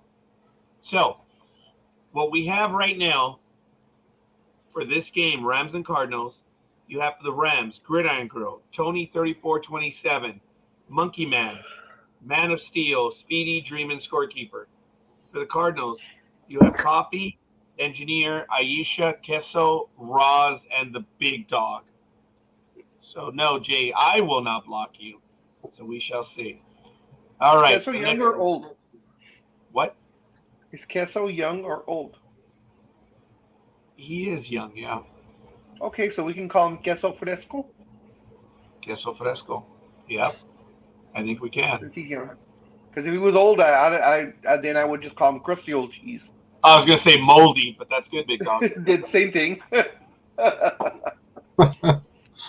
All right, folks. Speedy, did I get your pick? Yeah. Thank you, Speedy. I'm trying to slow down to get it right. Falcon. And again, folks, look, it's a hat. I'm out. Just thought I'd be different, but no way am I going live. Very good, Aisha. I like that. Thank you. Folks, again, there is a lot to this, okay? And that's why we appreciate your help and stuff. So I got to get it going. I'm distracted. I thought we had a few more minutes because I know Aisha's going to run out of time, so we got to get this going. Falcons 0-2. Seattle Seahawks 1-1. 1:25 p.m. on Fox. It's at Lumen Field. Offense, Falcons 20. Seahawks suck. 31. Defense, they're even worse. Seahawks 32nd. Falcons are number 2 in the league. In passing, Falcons 24th. Seahawks 28th. In rushing, the Falcons are 7th. Seahawks are 32nd. Last time these two teams played, Seahawks murderized the Falcons 38-25 on September 12th, 2020. Wow. Big Dog, what do you have as the line? Because on this one, Scorekeeper is going with the Falcons. The line is the Mariners by 1.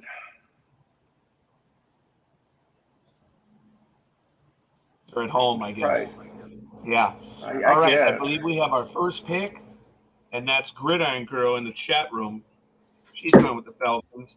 Now, I have Monkey Man going with the Mariners. Man of Steel is going with the Falcons, and Kessel is going with the Seahawks. In the chat room, Aisha says she's going with the Fallen Birds over the Sea Hags. So one bird And over another. the engineer, is going with the underdog team. All right, Tony, coin flip. Tony says it's going to be Sea Hags 24-23 over the Falcons. Yeah, it is a coin flip. That's funny. Speedy, what are you going to take, young man? I'm going to take the Seahawks. I feel like I have to. Why? Because as Jay mentioned in the chat room, they're the underdog team right now. That's what I'm doing this season. I'm going for the underdog team. I think Jay is agreeing with Tony on that one, being a coin flip. Big Dog, what do you have? Like it matters. Dreem is going for the Falcons. Roz is going for the Seahawks because she says it is the better color pattern of two bad color teams. So Coffee is going for the Seahawks. Big Dog? And I will take not the Seahawks. Not the Seahawks. I'll take the Falcons. Yeah, said the same thing, Jay. Yep. Why? Yeah, why? Why for us is code for waste of time. Yeah. Or why in the hell would you? Why? Why in the hell would you even bother? So that's good. I like it, folks. So for this game, for the Falcons, Scorekeeper, Gridiron Girl, Man of Steel, Aisha, Dreem, and Big Dog. For the Seahawks, Monkey Man, Kessel, Engineer, Tony, 24-23, Speedy, Roz, and Coffee. Did we get everyone, folks? This one looks a little more balanced, but I think it's just because of the way the names are balanced out. So, last two games. It's cool. We're split. I like it. That makes it fun, folks. But, Jay, thank you for the comment. It does make it fun. I have not been able to see, so I always wait for the Big Dog to see what the results on Tuesday. But, man, I missed so much this past week. I was just behind on absolutely everything, and I apologize, folks. As I meant to say earlier, I thank everyone that is helping to keep track on this. Folks, it's a lot. So by you following when we do it live and then following after, it helps. And that's why I post every comment when there's a pick. That way, if we ever have to go back, either we listen in or we see the posts. So 3 games left. Yeah, Green Bay Packers. Don't make a mistake because I don't like to go back and listen. 1-1 versus the 2-0 Tampa Bay Buccaneers at 1:25 p.m. on Fox. It's at Raymond James Stadium. Offense, Packers are 12th, Buccaneers 25th. Defense, Packers are 12th, Buccaneers 14th. Passing, the Buccaneers are 22nd. I'm sorry. Packers are 22nd, Buccaneers are 25th. And in rushing, the Packers are 6th, the Buccaneers are 14th. Last time these two teams played, in January, Buccaneers 31, Packers 26. Big Dog, what do you have? The Tampa Bay by 1. All right, Big Dog, this is your team. Yeah. It looks like the engineer is going with you on this one. So on this one, Coffee would be taking the Packers.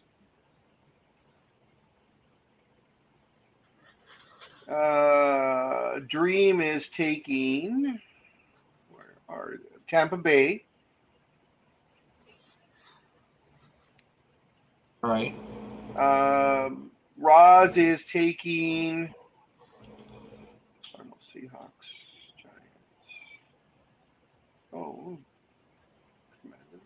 Oh, she didn't make that one. Oh, there it is. I'm sorry. I got squashed again. Roz is taking the Bucks. And, of course, I'm taking the Packers. I got quite a few picks in the chat room. Jay's taking the Packers. Tony, Tampa Bay 27-20 over the Cheeseheads. Aisha's taking the Cheeseheads. And Gridiron Girl's taking the Buccaneers. Okay. And of course, for those who don't know, this, of course, guys, is the battle of one of Scorekeeper's favorite phrases. This game is the battle of the future Hall of Famers. Yeah, I have a feeling some of them are going to go there. Right, Scorekeeper? Go play with yourself. I'm too tired. Monkey Man and Man of Steel are taking Tampa Bay. Gessel is going with Green Bay. And no, I'm going to go with Tampa Bay.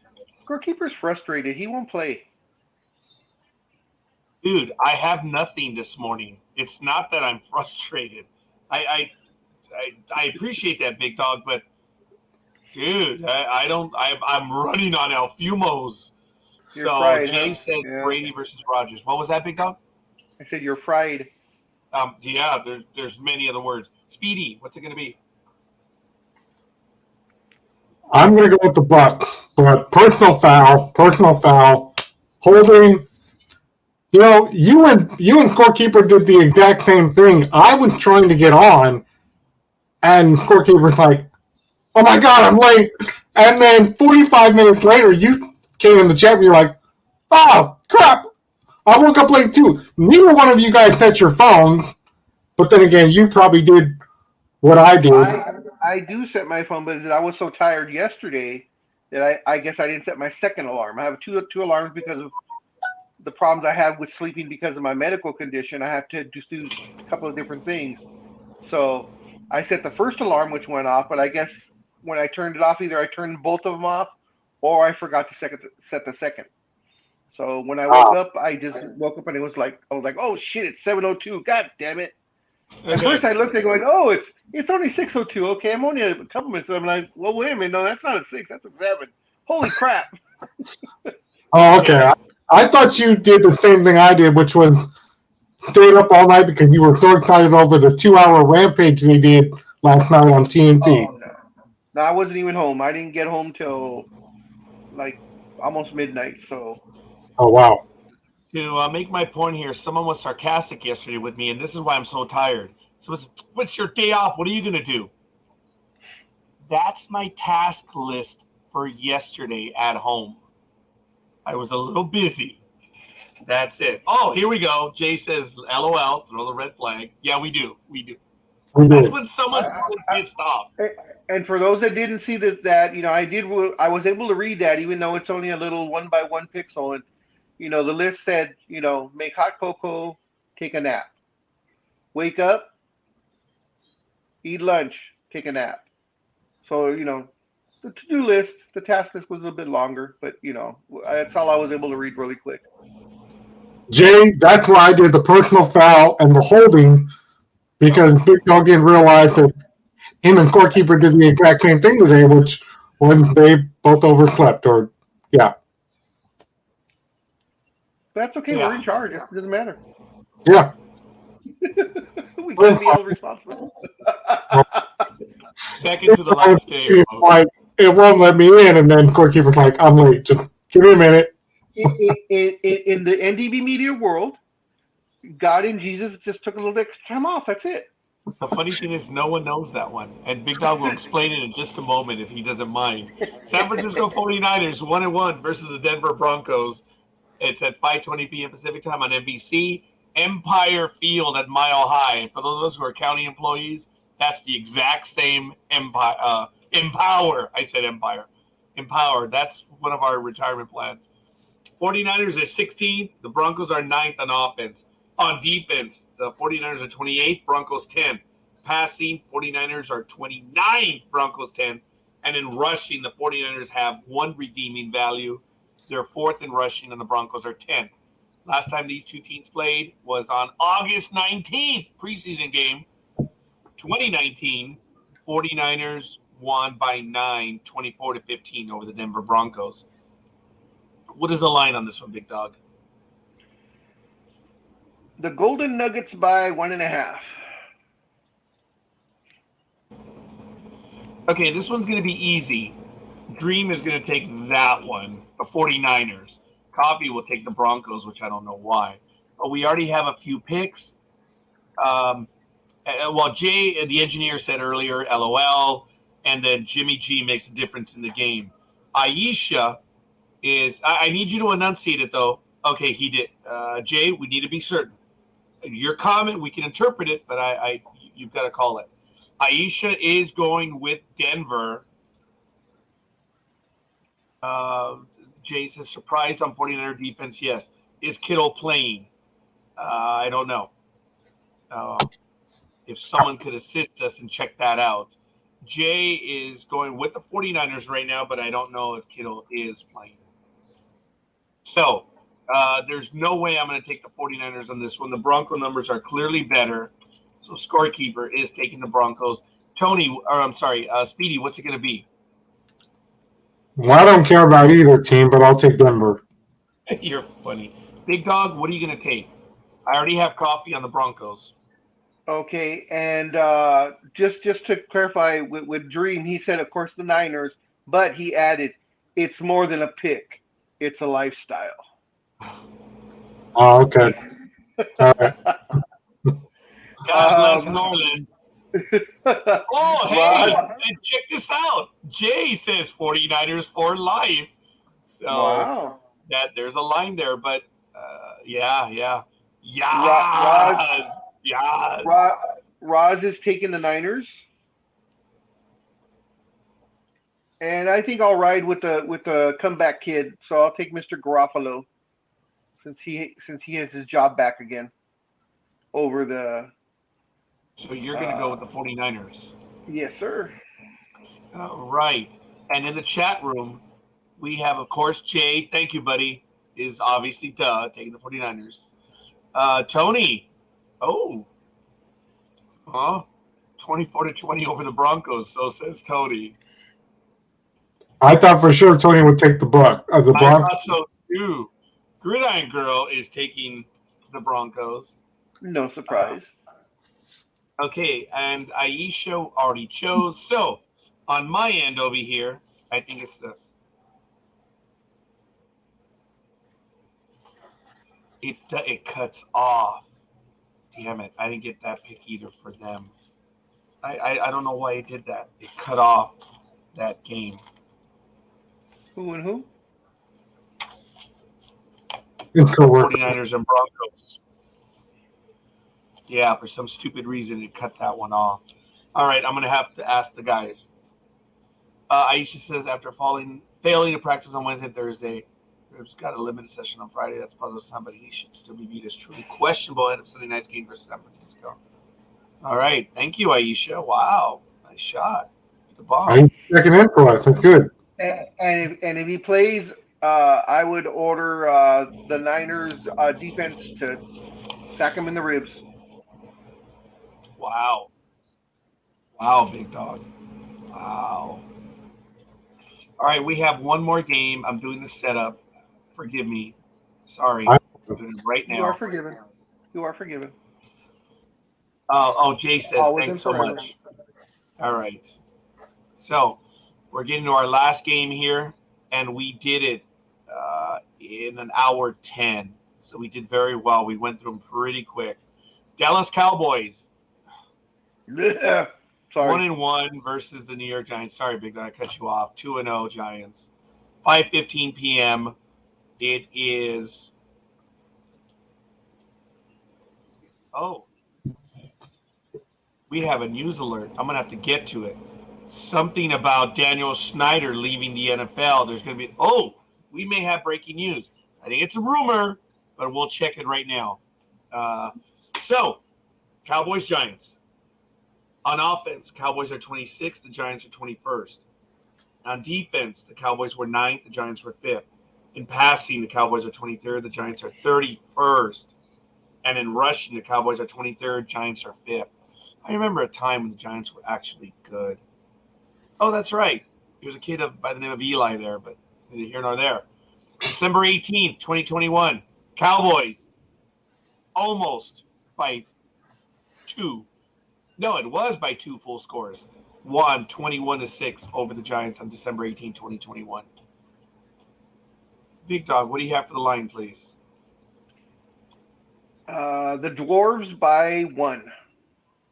Wow. Okay. Well, Coffee is going to go for the Dwarves, I guess. And in the chat room, we already have our first pick. Engineer is going for the Giants. Tony says the Giants. 20-17 over the Cow Turds.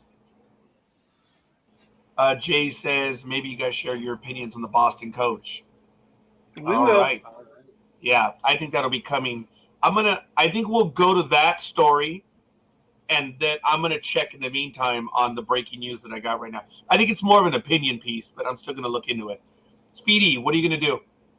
I'm Cowboys or going to go with Giants? the Giants. Well, I'm sorry, I didn't hear you. It's my fault. I'm going to go with the Giants. Yeah, I don't think I can go with the Cowboys on this one. Scorekeeper is going with the Giants. Big Dog, what do you have? Dreem will take the Giants. Oh, Roz yeah, will Roz will take the Giants. as will Big Dog. I will take the Giants. And of course, I think you already said Coffee's taking the Giants. Yes. And Monkey Man is taking the Giants. Man of Steel is taking the Giants. And Gessel is taking the Giants. All right. Let me see. Aisha says, mark this date. I'm going for the tall guys over the daisies. See? All right. So, Aisha, yeah, we are going to mark this day. Wow. All right, folks. I mean, we You have. know what? Aisha has become our Aaron Andrews. She just did an injury report for us. So there we go. Yeah. Wow, folks. It doesn't happen often, but there's always someone that goes against the grain. But it's rare when we have absolute everyone on one side. So you know what's going to happen. Damn Cowboys are going to win. Every time, everyone is unanimous. There have been upsets, and they suck. Sucks. We are going to mark the date, though. Folks, for the Cowboys, no one. For the Giants, Coffee, Engineer, Tony, 2017, Speedy, Scorekeeper, Dreem, Roz, Big Dog, Monkey Man, Man of Steel, Gesso, and Aisha. Did we get everyone for this one? Gridiron Girl. I did not get Gridiron Girls unless I missed her comment in the chat room. I apologize. I don't think you did. Oh, hey, I can do different, but I can always go back to normal. Yes, indeed. Yes, indeed, Aisha. I like it. So, and she can also change your mind up until kickoff. So yeah, folks, all you have to do is go to the Facebook website, or you can do the Twitter account, but we rarely ever use that. No, one. do not do the Twitter. Do not do the Twitter account. I do not have a Twitter. So if you're going to make any changes, you either private message Sports Talk with the guys, or you go to the week 3 picks, and in the comments you put in your change. Do not, I repeat, do not do it on Twitter. It will not be seen. I understand that, but not everyone has Facebook. So that's what I'm saying. You need to get a hold of us, folks. Well, I'm sorry. No offense. If you don't have Facebook and you're listening to us and doing these picks, you're fucked. Because I don't understand how that works. It's very simple because we have people that are watching us on YouTube, on Twitch, Facebook, and from time to time also on. I understand that, but the people that participate, I'm pretty sure every single one of them has a Facebook. No, they don't. Oh. So, Gridiron Girl, thank you for that. You are going with the Cowboys. That's what I'm going. Are you really? You are. Right after that, sorry, had to call Dallas. It's So under there you go. NDB Now we Sport. know. Now we know that there is a pick to Dallas. Now we know Yeah. Dallas can lose, So and we'll all be happy with it. that is a little bit better. The world is restored to order because it is so rare when it's unanimous. You would think that it would be unanimous, and it's not here on Sports Talk with the Guys. Miss So Aisha has a question for you, Roger. yeah, I Yeah. told her. She said she can't find it. I said it. Thank you. So it's all good. All right, Cowboys. You did? Grit. Yes, I did. So Okay. Gridiron Girl is taking Cowboys. Okay, man. Giants. Dude, I already said it 4 times that I did. So Coffee, Engineer, Tony, Wow. 2017, Speedy, Scorekeeper, Dreem, Roz, Big Dog, Monkey Man, Manistio, Queso, and Aisha. So those are the ones going for the Giants. And that's going to be calling it for the NFL picks. So while I get these posted on the Facebook page, Big Dog, will you go to the Boston coach story? No, I will do the week 2 results, and then I'll go to that. So the results for last week. I will go. I will give the. I'm not going to give the cumulative percentages. You guys can look at that on the Sports Talk with the Guys post. But I will give the last week's results. But the cumulative will tell who's in first. So Tony still holds on to number 1. He went 10-6 last week for 62.5%. Scorekeeper then went 11-5 for 68.7%. Gig had the best week along with Coffee and Aisha. Well, actually, there are a lot of people and Almighty, but Gig had a 10-6 record, 62.5%. I went 9-7, 58.1. Dreem went 9-7, 58.1. Roz was 8-8, 50%. Speedy was 7-9, 43.9. Excuse me, 43.8%. Engineer went 9-7, 58.1%. Coffee was 10-6, as I said, 62.5%. Double D was 7-8, 46.7%. Aisha went 10-6, as did Almighty went 10-6 for 62.5%. As we all saw, it was a wild Sunday. Lots of upsets, lots of shocks. The damn Raider game. There was a couple other games that we all thought were in the bag, and the other team just came back. And, hats off to them for doing that. But a lot of us wanted he had an even better record than we did. But everything's going really good. Only 3 participants are under 500 in the 2 weeks. I mean, it's only 2 weeks, but still, which is great. So 9 of 12 people, picking above 50%. There's something to be said for that. So it's been fun, and with Scorekeeper's networking, we are exponentially growing. So this is 12 participants. I think with what Scorekeeper has now, I think we're up to either 14 or 16. So that's great. We'll keep it up, and it should be a fun year, fun season. Okay, I'm going to try to pin this one now, but if I heard correctly, you blew Gridiron Girl on air by saying she had a phenomenal week at 10-6. Tony took week 1. I took week 2 at 11-5. But hey, whatever. Oh, that's right. You So did it's have all 11-5. Yeah. So Sorry about that. Don't be sorry. I noticed that you blew her on air. Good for her. And that catapulted you to second place, going 11-5, by the way. So we're going to go ahead and continue. Big Dog, if you kindly would, if there are any comments on that, I now posted it, folks. It's on the Sports Talk with the Guys page. If you would really help us out, give us a like on Sports Talk with the Guys page. That would help out. It helps our numbers, and that way we know you saw them. It's just a like, folks. It's just a like. Thank you, Jay. Take care. Thank you, Jay. Aisha, she's still with us, right? Yeah. Later, engineer. Thanks, engineer, buddy. Appreciate it. So, It's all good in the hood, so they say. All right, folks. That's it. Big Dog, please go ahead. I guess he didn't make it in time for the Boston comments. So, as we all heard, it started to break on Wednesday. Boston's coach, Ime Udoka, has been suspended for the entire 2022-2023 season, effective yesterday.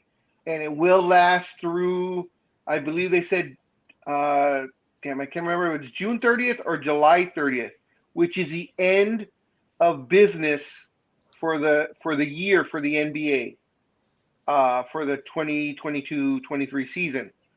So he will effectively be gone. And what it was is that the way the Celtics worded it was the Celtics cited violations of team policies in their announcement. Woj, of course, put that he had an intimate relationship with a female member of the franchise's staff.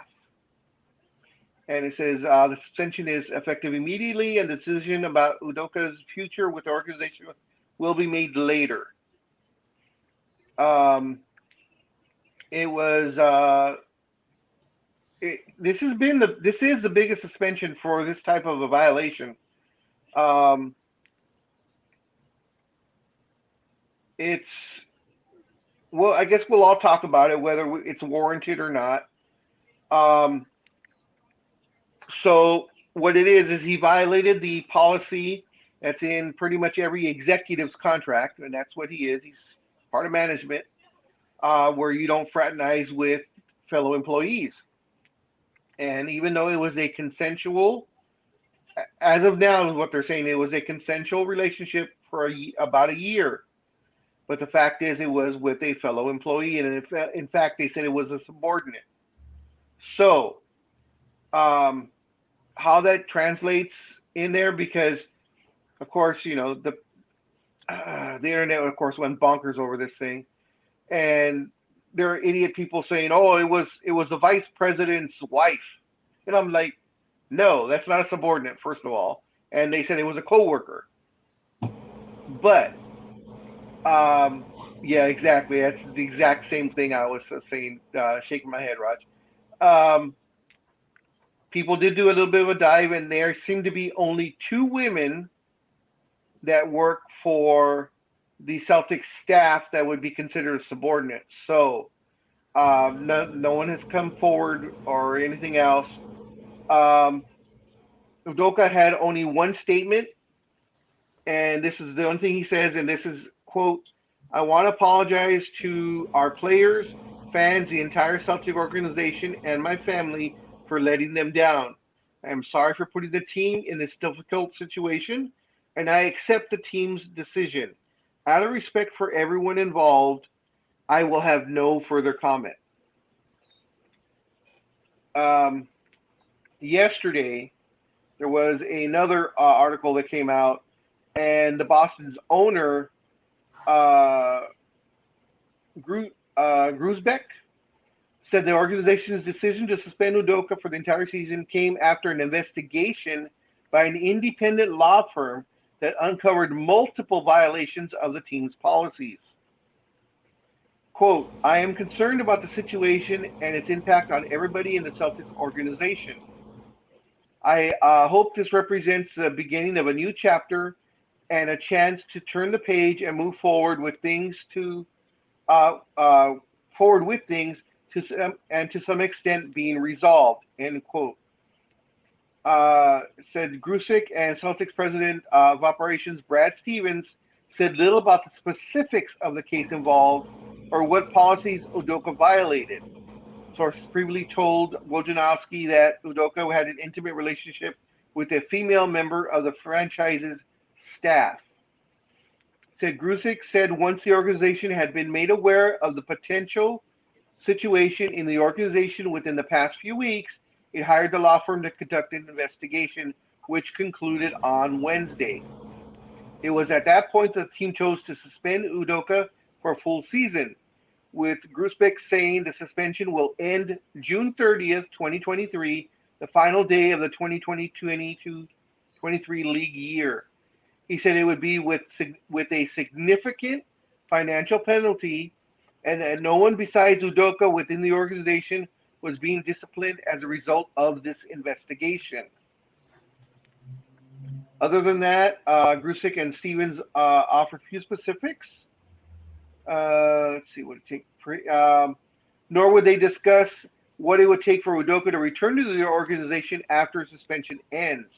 Only that it would be discussed at a later date, as the team said in a statement Thursday night. It was also not disclosed whether Udoka would be able to have contact with anyone within the organization during his suspension. So, now I do want to make sure everyone understands this was a Celtics organization decision. This was not a decision, nor was the NBA involved in this, the NBA offices. So this was done at team level. So I just want to stress that because all kinds of people are saying, well, how can the NBA allow this? And, you know, other teams have done this. They brought up the Lakers with Jeannie Buss and Phil. You know, that nothing was done to her and blah, blah, blah. And, you know, first of all, every team has their own policies. So what can be allowed at one place of business may not be allowed in another place of business. And if anybody thinks that it's a complete across the board rule, no, it's not. So that being said, what are your guys' thoughts? And do you feel the penalty was either too harsh or not harsh enough? Speedy.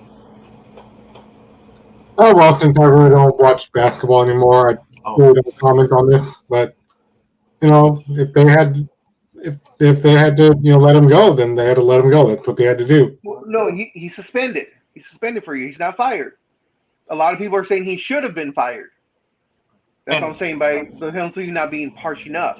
Remind Speedy how long the suspension is? The suspension is for 1 year. Oh, well, that's 1 year. Wow. So he's gone the entire season, and it was essentially him fooling around with someone at the workplace is essentially what it comes down to. So you were saying earlier that he may or may not have a job next season, or? That will be decided when the suspension is coming to a close. Real quick, though, Aisha, thank you for joining us. Have a great day. Say hi to your mother. Hope she's doing better. And hope you're doing good as well. Take care, Aisha. Thank you, Aisha. I thought you left already, but thank you for that. So, thank you, Big Dog, for covering that. Look, I think you said it plainly and clearly. Not every team has a policy, and it's true, folks. Not every organization has a policy. I know you grow tired of me saying this, but sports are a workplace. They're covered by labor laws. So, yeah, and in some places they have them, in some places they don't. But be that as it may, as I understand that, Big Dog, because I'm doing a tangential run on this one. Mm-hmm. When you use the line of, or no, not you, but when the internet lost it over the issue, it came down to the nuance of, well, it was a coworker or an underling. It was an underling, damn it. I mean, it's a very simple structure. So, did someone get hurt? That's what it comes down to. Did someone file a complaint? That's what it comes down to. So, the team handled it internally. I don't like it when it's an internal thing, but it came to light because it's internal. So, I'm going to just, it's been handled internally. Whether we like it or not is immaterial. Folks, this is 1 year. This is 1 year of no insurance, no money, no nothing. It doesn't matter if you earn $1 million or you earn $15,000 a year. 1 year. That hurts, and it hurts a lot. And as Big Dog, I think said, or Speedy said a little while ago, is his job in danger? You bet damn right it's in danger. because other teams have policies as well. And it's kind of like someone was in jail for 20, 30 years and they shot someone in the workplace. Are you going to give that person a job? It's a stupid analogy, but you'll understand my thinking. Are you going to give that person another job? Probably not. And if they did something like this, their job is in doubt. Now, again, in my analogy, someone shot, but in this story, they took advantage of them, right, Big Dog? Is that the way we could say it? Well, I mean, they keep saying it's a consensual relationship, and it may have been. The problem is, and someone else brought this up, and one of the few likes I actually put in the idiot set that were commenting on the internet is, how can you have a consensual relationship when one person holds power over the other? Yeah. And they're making the insinuations of starting an intimate relationship, whereas you might feel, even though they could be a nice guy coming off and even saying it nicely and so on and so forth, you still may be under the assumption mentally, hey, if I say no, shit, I might be thrown out the trash now for the next year, or I might not have a job. So even if they say yes, it was consensual, when one person has power over the other, is it truly consensual? And someone brought that up, and I was like, that's a damn good analogy there, so I can agree with that. Now, as far as not being paid, it says that he will be fined significantly, but it didn't say he would get suspension without pay. So I believe they may be paying him at X% of pay, but they said that he would be fined. So it did not say no pay. So well, okay. This is going to come across as a dick move. A suspension is a suspension. You don't get paid on suspensions. And the fine is in addition to. So I missed that part when you said the fine. Folks, you're suspended. You're suspended. The only time that you are suspended with pay is when you are on leave pending investigation. And then they say whether you're going to get paid or not. And I'm not being a dick to you, Big Dog. It's just no, clarifying. You're suspended. There's no pay, and they're going to penalize. And Scorekeeper said something about a little bit earlier about the investigation that he didn't agree that it was done internally. They did this suspension as soon as they did the investigation when they found out that Udoka was having a relationship with a subordinate. Now, the reason why they did this so quickly, so quietly, is to head off the possible sexual harassment lawsuit that could come later. Because if it ends up that they break up and whoever he's with decided, I'm in love and I want him to leave his girlfriend that he's been with for 10 years and blah, blah, blah, and he's refusing, you know what? Yeah, he forced me to do this. I'm suing. And I'm suing the organization because they knew about it. So the Celtics organization had this shit off at the pass. They were like, oh, as soon as we heard about it, let's get an outside lawyer, outside company. They're going to investigate. Okay, here's the answers. They got the answer on Wednesday. By Wednesday night, Thursday morning, he was suspended. So if there's going to be any lawsuits, it's not going to be against the Celtics, or they could try, of course. Big Dog, they will still sue. If they're going to sue, but the Celtics, and we're not saying there is going to be a lawsuit. I am not saying that whatsoever. I'm just saying, as I've told everybody that's in any working type of environment, CYA, guys, CYA, cover your ass. So you're not the one being blamed for, fired at, or whatever. Cover yourself. And that's exactly what the Celtics did. Hey, what? We found out about it? Oh, let's get an outside company up. They're investigating. Okay, we find out Wednesday. By Thursday, it was done. So they've done everything on their part so that they're going to have the least amount of, I can't think of the word. Yeah, blowback as possible. They did everything on their end. As soon as they found out, they jumped on it. not like they waited a while. Oh, well, let's see what happens. Let me talk to him about it.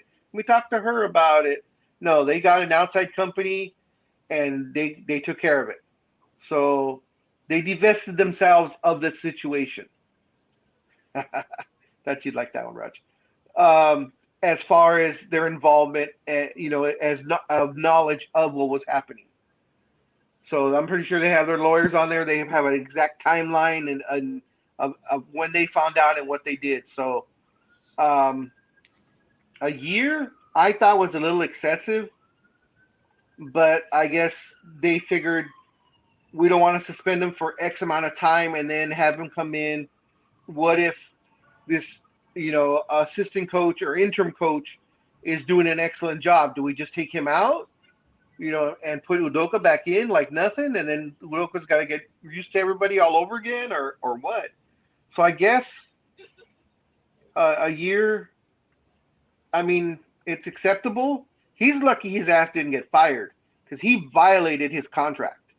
When you're in management like that, there is a part in your contract, subsection 1 of page 12 or whatever, that you are not allowed to, fraternize with fellow workers. And if it's in your contract and you violate it, you have violated your contract where you can be fired. Big Yes, Dog, that's Yeah. on page 69. Stop it. I know. I just wanted to be nice. And I didn't. We're making a joke of this. No, actually, no, there is no we on this one. I'm making a joke of it right now, and I shouldn't. No, This is real. not at all. But it's in his contract, and that's another thing people don't understand. The idiots on the internet. Oh, I can't believe he got fired for sleeping with someone else, and they do it all the time in my work. And so many people are like, no, they don't. If that were to happen, if a manager sleeps with an employee and they find out, they can be fired. And folks, we're not going to go in anymore into labor law, but it comes under this. Let me explain this tiny concept to you. When I interview someone for a position and they say, oh, I come in early and I stay late, there's two things. Number one, oh, you can't get your job done in the allotted amount of time? The look, no. These are the alpha dog go-getters that are trying to impress that they stay early and they leave late. Well, if you're being paid and you're hourly, it is against the law. You are currying favor with management or the owner. It is expressly forbidden. Sorry, that's a tyrannical thing. It's against the law. So if you are doing something to curry favor along those lines, it can create a hostile work environment. Because the code actually says you cannot do this to try to curry favor, because it will put you in the eyes of others and force them to do the same thing. That's why it's illegal. I need to look that up. But anyway, so along those lines, some companies have those policies. I vomited about that a little while ago, so I'm not going to belabor this point. If I get you, Big Dog, you're saying you think it's a little harsh? That it was a year? Yeah, I mean, unless something else comes out about the relationship, but that it maybe wasn't as consensual as everybody's saying. But from what they're talking about, it seems like it was a consensual relationship that started up, when he started there. And another thing, just a little sidebar, another thing the idiots on the internet were complaining about. He's not even married, so he's not cheating. So how can suspend him for cheating? Oh. And so many people were like, this had nothing to do with what his marriage is. This is what he did at the workplace. Yeah. His marriage or lack of marriage, has nothing to do with the fact that he broke his contract. Sidebar on the sidebar. Oh, do you know who his girlfriend is? Aaron. Oh, I was about to put us in litigious careful with territory. that. The actress Nia Long. Really? Yes, I did not know that. And they have a child, a 10-year-old boy. And evidently they've been engaged for 8 years, but still haven't gotten married. Okay, well, yeah. Yeah, that's neither here nor there, but I just thought I'd Oh throw no, no, that no, in. no, no. Actually, it is a little bit because there's a Yeah. relationship. Look, folks, everyone has their definition of a relationship, but we're talking workplace stuff. The reason why they were able to do what they were able to do is because they have specific rules in place. Folks, was this relationship out in the open? And this is another point I wanted to make when Big Dog again said what he did. Folks, everyone knew that the owner, Jeannie Buss, and the head coach were in a relationship. It wasn't a secret. Everyone knew. No one cared because everyone knew. It was different. You had the owner and the head coach. The only ones that could cry are the VP, the GM, and whatever. Well, But the only thing I could say, I just want to preface this real quick. She was not the owner at the time because it was 99, so Dr. Buss was still alive. So she was the assistant governor. So she was like a VP. But yes, I understand what you're saying. yeah, it wasn't inappropriate in Lakerdom, but the Nope. only ones that could have had a complaint were the VP and the GM. And then, folks, labor law is a lot different when you're on salary. So it's a whole different issue. So that I'm not going to get into because there it gets a little thin for me on the knowledge because I just bitch slap management. That's my joy in life. But I don't live up there with it. So, And but yeah, and who knows what the I do know labor law up for there. But who knows what the policy was with Dr. Buss and fraternizing with the employees. that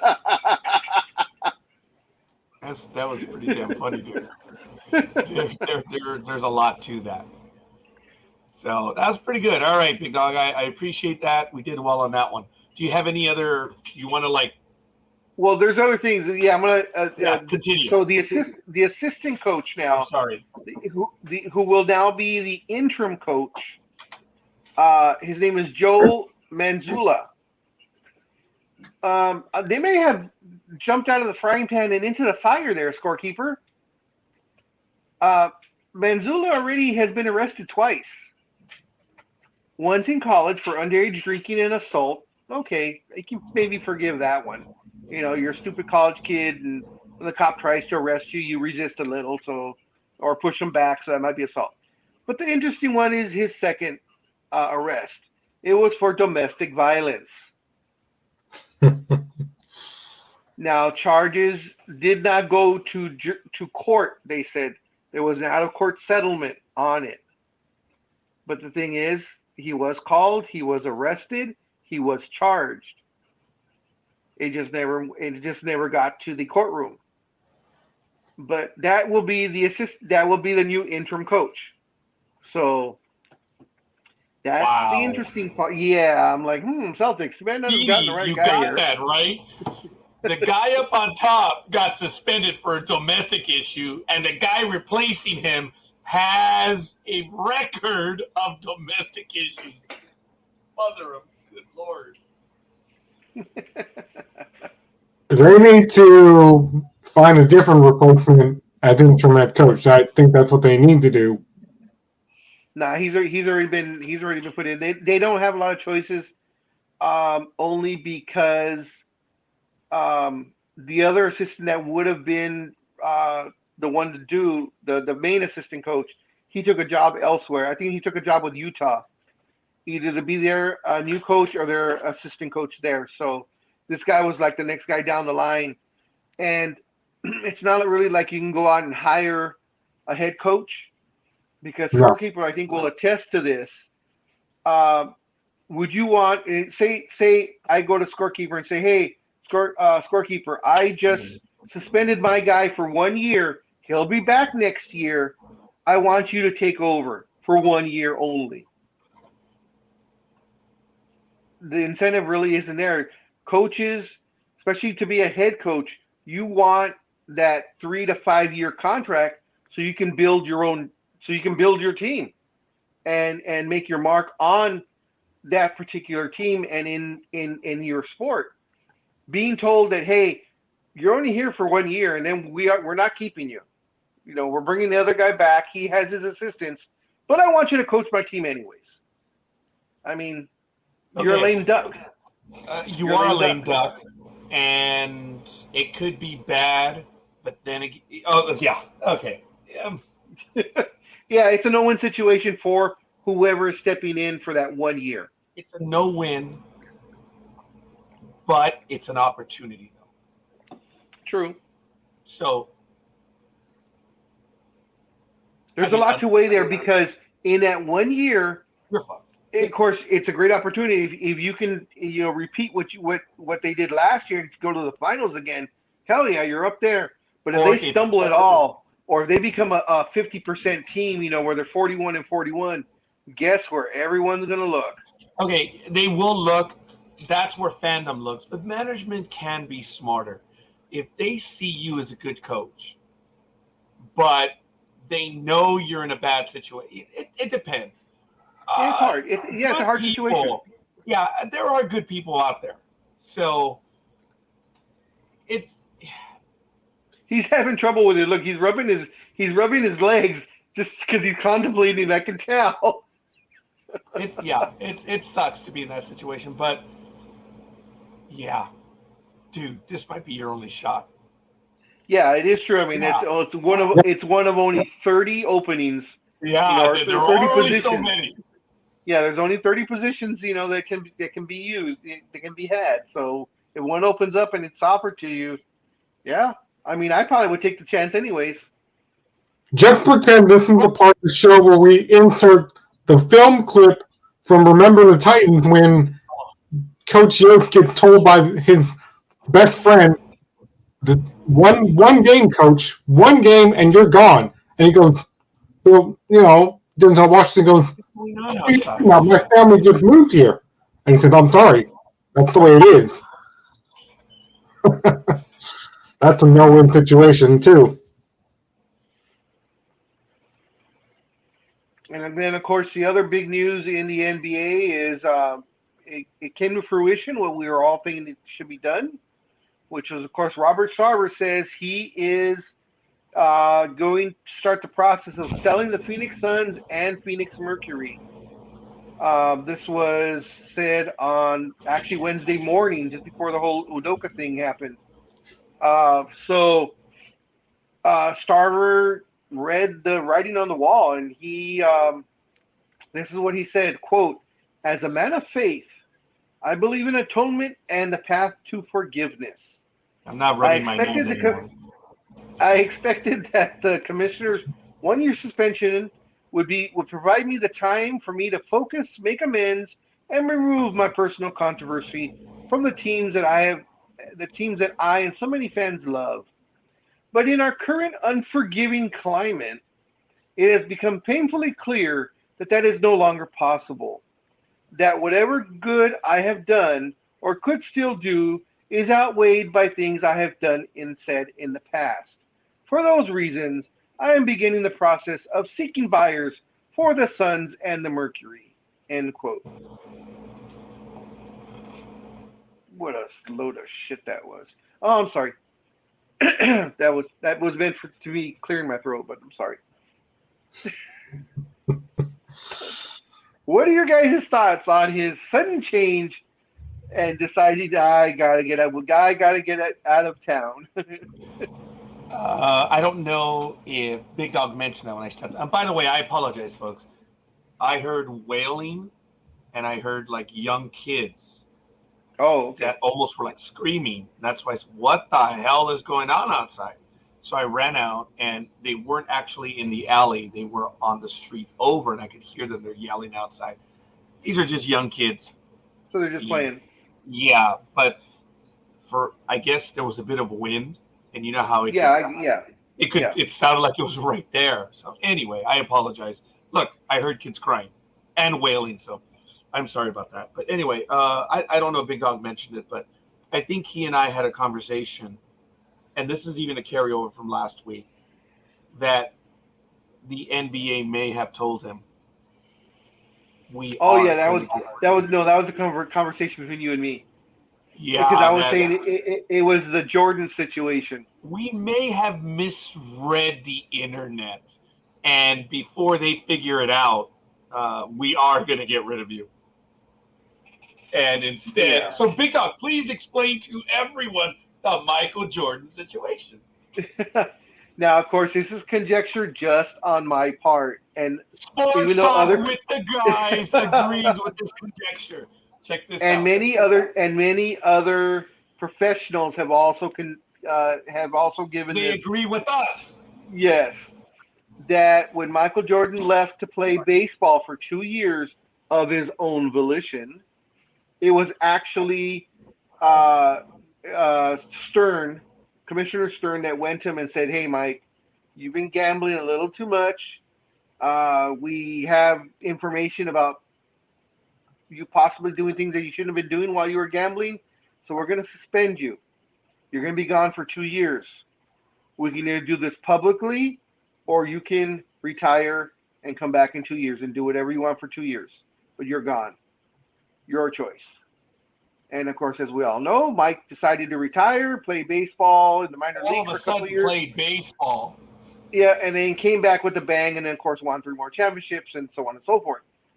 But there has always been the rumors that Jordan was given the choice so that he wouldn't look bad and the NBA wouldn't look bad, and the NBA wouldn't look bad by kicking Jordan out of the NBA. So the rumors were that this was all done so that Jordan could save faith, come back.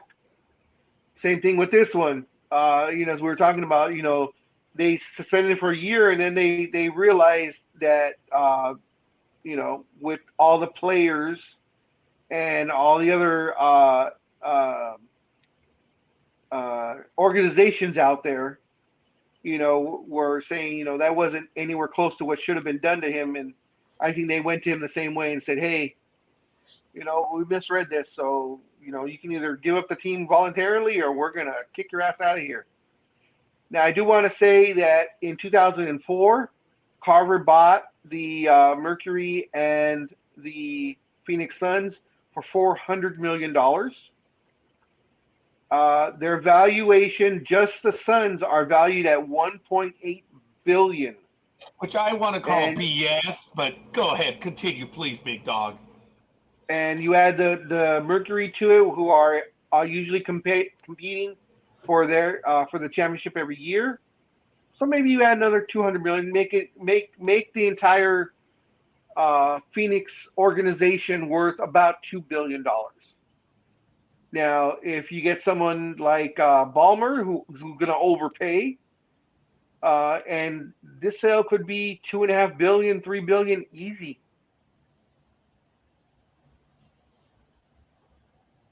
He's going to make a lot of money. Yeah.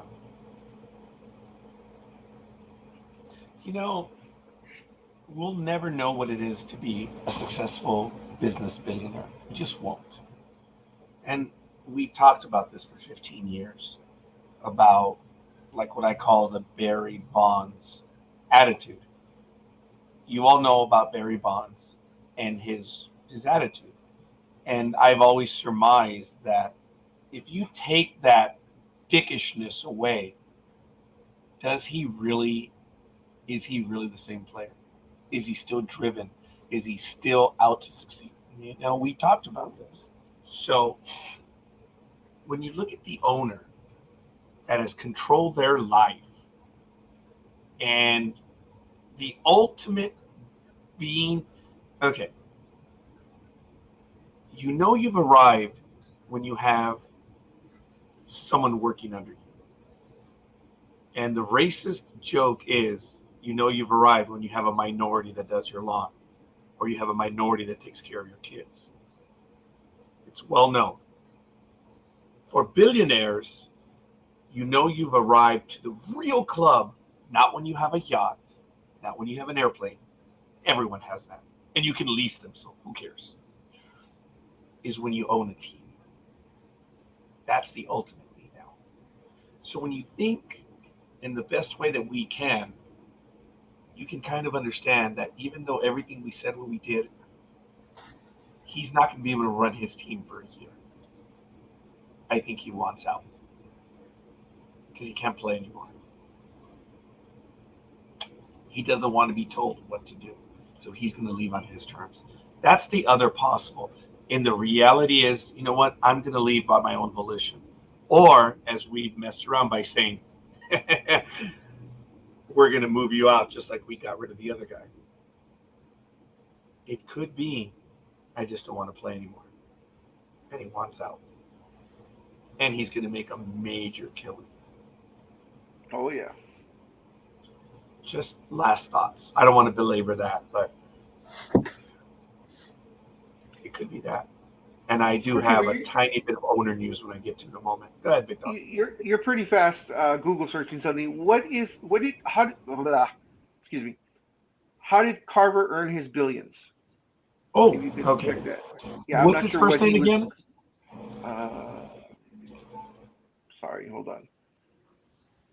Carver. Robert Carver. Robert Sarver. Sarver. Yeah, Robert Sarver. I'll get in a moment. It's listed in, how did, oh, he found the National Bank of Arizona. Oh, okay. So he's Arizona born and bred. Okay. Wow. Yeah. Is the Bank of Arizona a big bank? I mean, the National Bank of Arizona. Yeah. Oh, it is? Okay. Now, remember, as an owner, if he paid $400 million for the team, he didn't pay $400 million up front. Remember that. He bought a payment plan.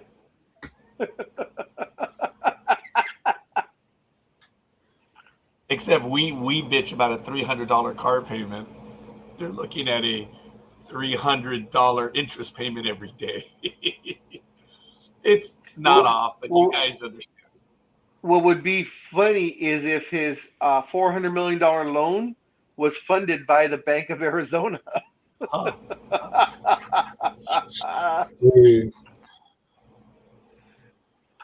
Would that be a certain violation there, Scorekeeper? No, not at all.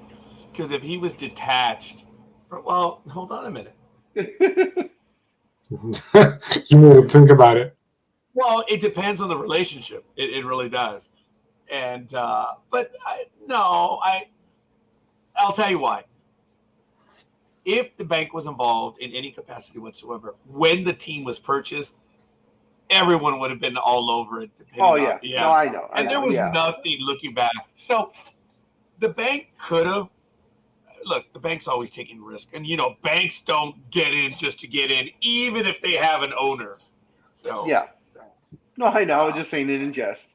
Oh, it's funny though. It is damn funny. You would think they may have been involved, but remember when you're buying a team, you have to prove you have the liquid worth to operate the team, and you have to have the money. You actually do buy the team. He could have had a $200 million where he put in, and then the other owners put in, and then the rest is financed. Unlike you do Frank McCourt, lucky bastard. Or Ballmer. Or Ballmer and just buy the whole damn thing cash. I think McCourt put in $1 million and Major League Baseball put in like $200 million. Oh, it was ridiculous. That's why they wanted him out. They're like,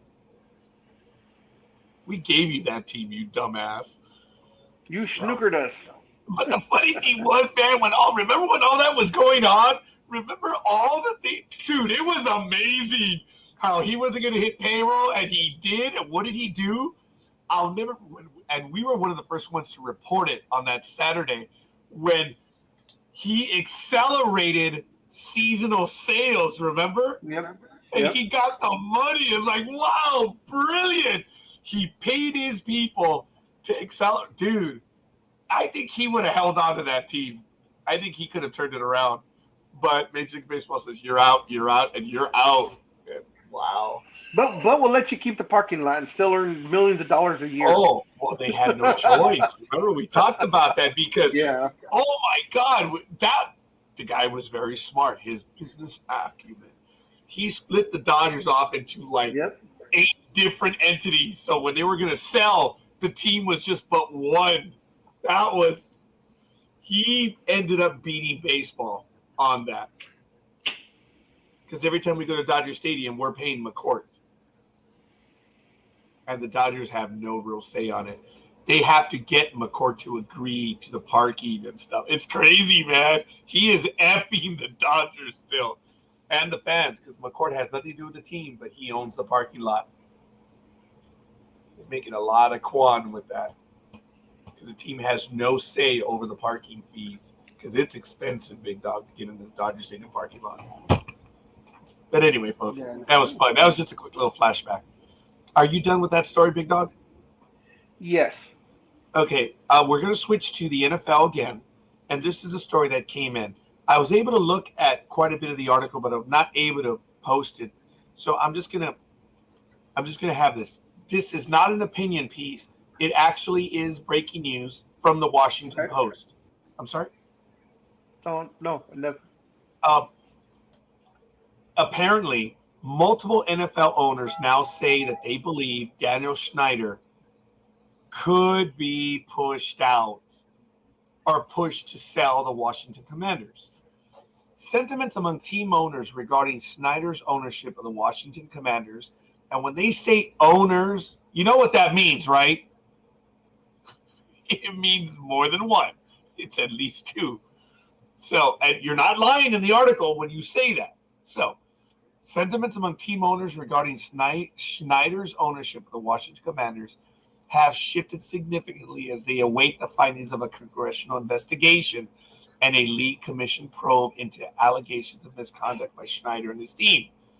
Multiple owners have said in recent days that they think serious consideration may be given to trying to oust Snyder from the league's ownership ranks, either by persuading him to sell the franchise or voting to remove him. So, going on that alone, folks, this is Washington at its best. But this is a political city in a private business, because that's what the NFL is. This is the way the game is played. And since I've been through this and I've seen this, this is a genuine hit piece that the probe is, the results are about to come out. And they're already laying the groundwork. This is, hey, I've got a story for you and I need you to release the story. So, I think we're within 3 to 4 weeks, if not sooner, of the report coming out. So, it's going to show that Snyder more than likely did steal from the other owners. And the other owners are pissed off that they lost out on hundreds of millions of dollars. So, and they're going to try to get rid of him. Because I don't know, Speedy, if you were here, but Big Dog and I talked about it. You can do anything you want, but if you're in the group and in Omerta, Cosa Nostra, if you're caught stealing from another mafia boss, what happens, Big Dog? They don't find you. Yeah, Speedy. Even you know what I'm talking. Yeah. Don steals from another Don. Oh yeah, baby, and that's what it comes down to. That's why it's way above us, folks. This is what it comes down to. If you cannot be trusted, and owners don't trust anyone. We've talked about this. The rules are written in a way to protect their individual interests. Hell yeah, it is. Okay. They are. So, and you've got that competitiveness. You're part of a club, but the time in the club is finite. Phoenix Suns, for example, that owner. But anyway, you can do the stupid stuff that Snyder did, made him look bad. You can have all the claims, because remember, Snyder's involved in the claim too. Remember, there was harassment in the team. So you've got the name issue, whether you care or not. You've got the issue of the internal stuff. And he weathered those storms. He kept money from the other owners. Oh, now you're gone. And I joked about that when this report first came to life. I said, oh, he's gone. He is gone. The minute you steal from another Don, you're gone. And this, in my opinion, is the first shot of him actually being forced out. But it is written in such a way that they're already going to start laying the groundwork and telling him, Schneider, you're gone. This breaking news is directed at one person and one person only. It's no accident it came out of the Washington Post. It didn't come under ESPN. It didn't come under Forbes. It came under the political establishment. This is the way they play the game, folks. And I'm reading this as, wow. Now it can work the other way too, that people want him out, but there might not be enough to get him out. So they're going to plant the story. Either way, this is a plant. This is why I love politics, folks. I love this shit because it's even my soon-to-be ex.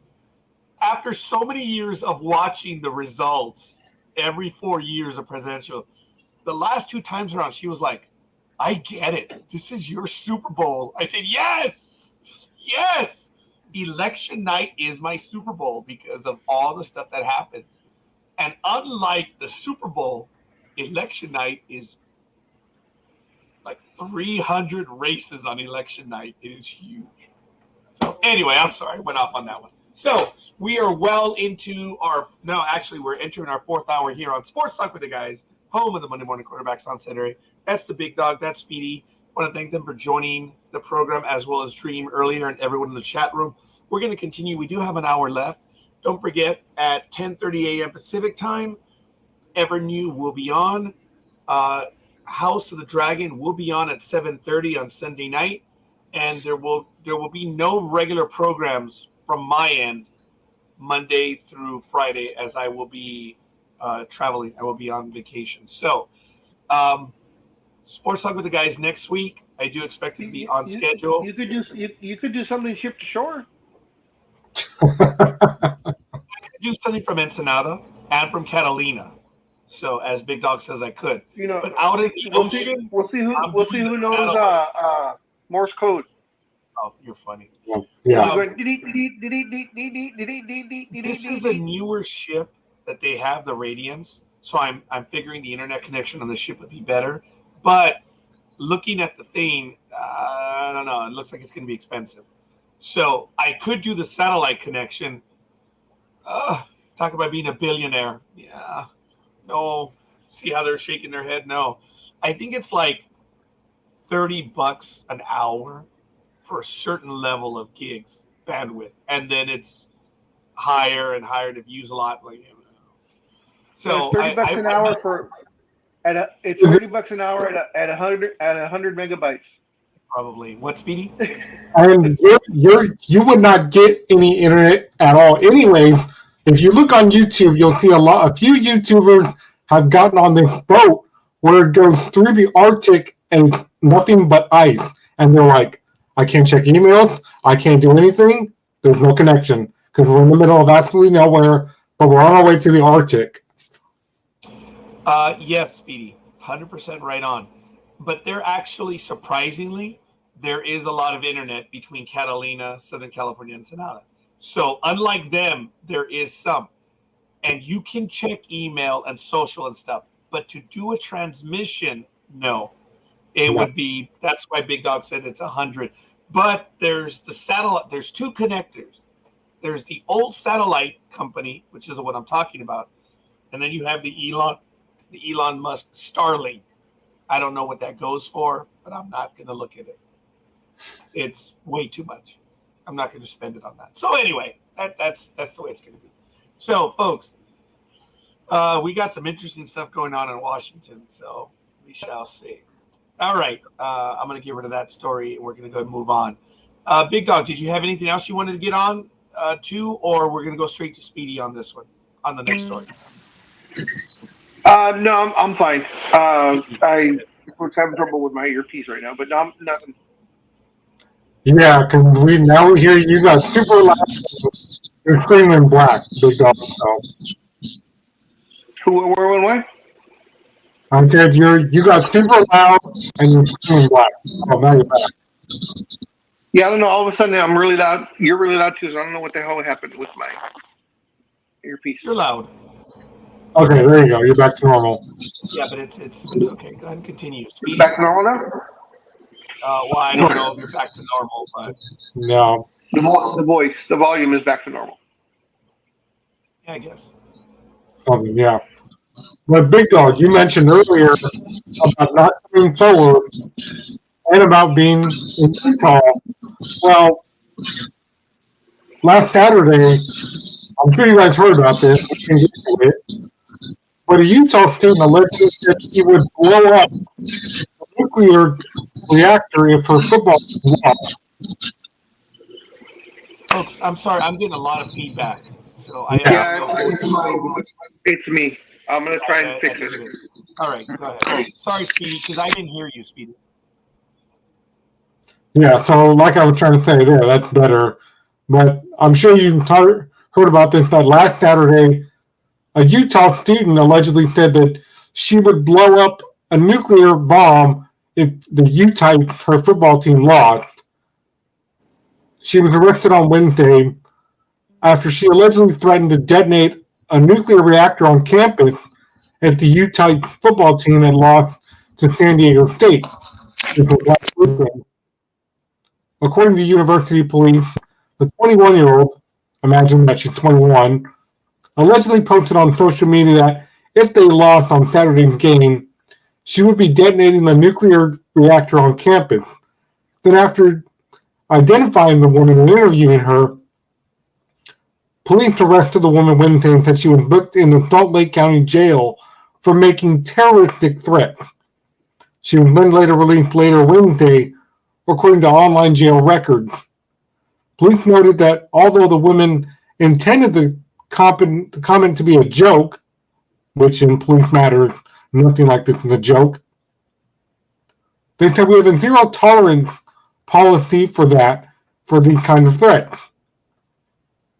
And it even came out over Utah radio stations that, which first reported on this arrest.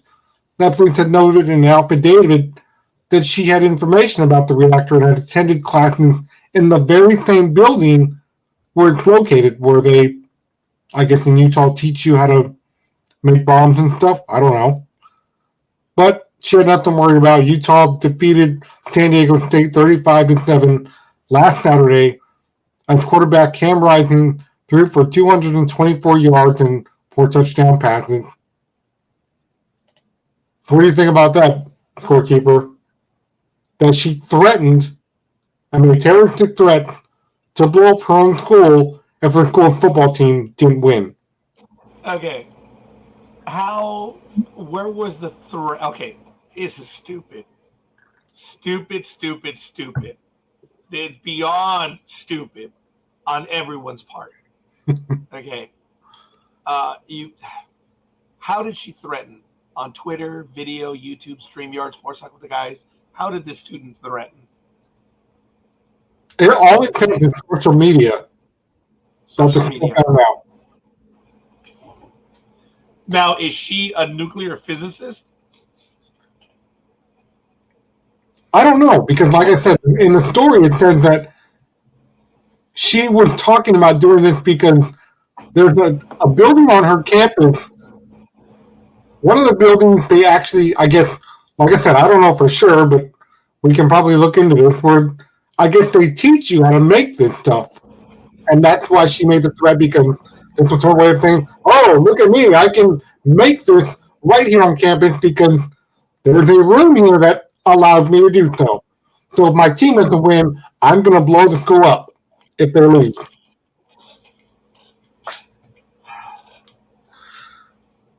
This is beyond stupid. It's a waste of time. Look, look. They arrested her. Come on. Okay, you cannot. The reality is, you cannot threaten in any way a school. Okay, no. Let's be real, folks. We always criticize law enforcement when they don't react quick enough. So we have to look at it that way. Obviously, they thought it was a credible threat. if she is a nuclear physicist, you're like, well, okay, I guess she really could blow up a bomb. But how did she post? She goes, if my team loses, I'm going to set off a nuclear bomb. And You interview her. Well, okay, look, she did threaten the school. No matter how you say it, she did threaten the school. Yeah, because when I first started looking into this story, and I went, a lot of scenarios came through my mind all last week when I thought we were going to get to this story, which we didn't. But one of the first things that came to mind was, there's that football movie, another one, Go Down Gang, where a shooting took place on the football field, and Dwayne Johnson's like, hey, what are you guys doing? And I'm like, well, it could happen like that, where she could tell somebody, well, just walk by there, and as soon as you walk by there, that will blow off and detonate the whole school, at least the football field. And so many other ways. The first time I knew about bombs going off in the world was when Timothy McVeigh got arrested for the Oklahoma City bombing. I was like, this stuff really happens? My parents were like, oh yeah, we didn't want you to see this, but you already know about it, so there you go. I'm going to put the article that I have in the chat room if people want to follow up with that one. I did find what Speedy is talking about. I was going to look at it a little bit more myself. But wow. I'm just stunned. I am just stunned. And if you want the link from us, go ahead. I'm going to post it on Sports Talk with the guys. Go ahead, Speedy. I cut you off. I'm stunned too, because later you heard me tell the part of the story where she told police, oh, that was a joke. That was, you guys got this all wrong. And they were like, no. In the words of Scorekeeper, we take this very seriously. Very seriously.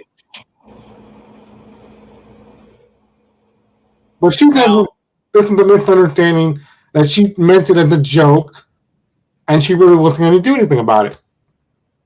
If your team loses, I mean, we've seen this online, where the dad in 2003, smashed his own TV screen because the Bills lost to the Colts. Oh, they lost?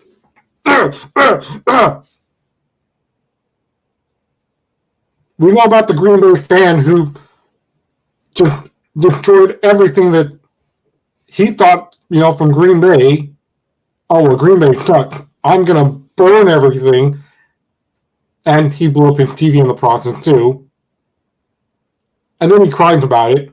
Oh, no, I can't watch any NFL. I don't have a TV. Yeah, because you blew it up over Green Bay losing one game. Good God.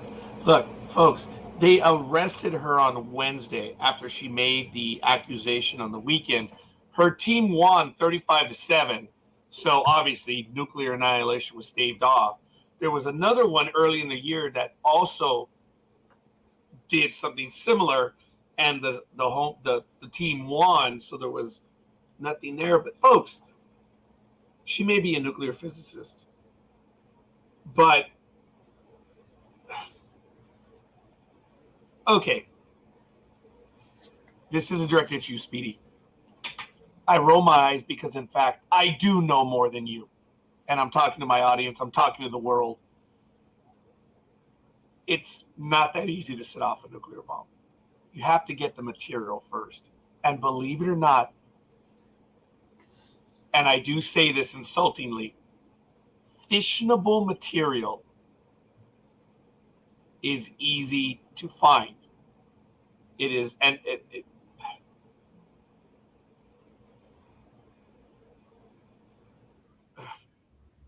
you're stupid, you're stupid, you're stupid. Okay? To believe that she could have set off a nuclear, or I'm not sure, was it a female student? Yeah, so female. Okay, I apologize. That she could have set off a nuclear bomb. It's not. I know more than you. My audience, I apologize. And the internet, it's not that easy. You're just thinking of a stupid video game or a movie.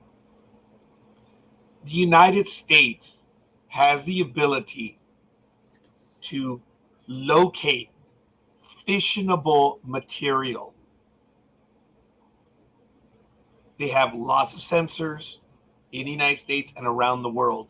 They're able to track where that stuff is. So it's not as easy as you think. And this is a waste. I would have visited with her and interviewed, and even after, a joke's a joke, I would not have charged her. Well, I don't know. They arrested her.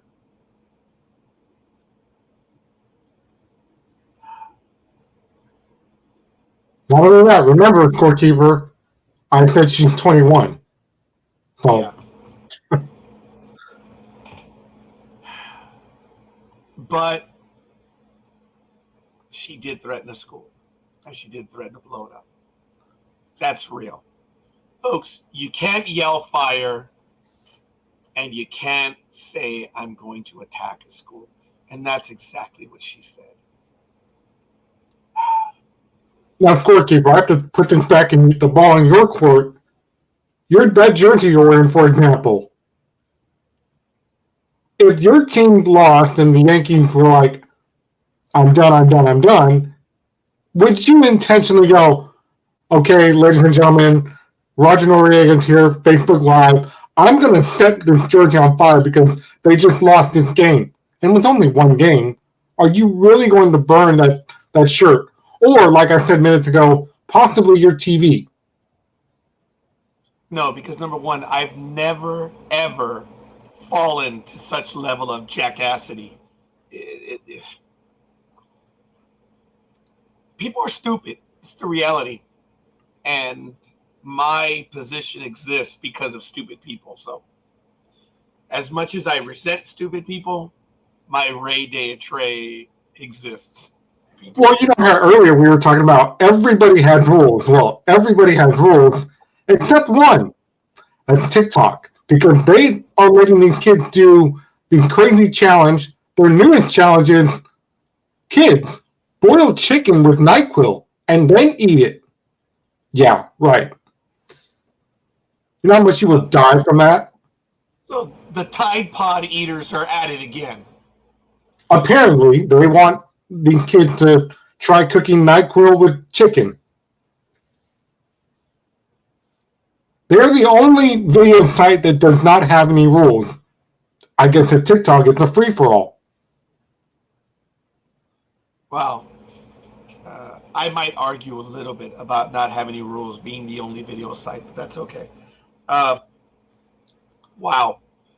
The America is stupid, folks. There's no doubt about it. Just look around you. America is stupid. And what these kids are doing.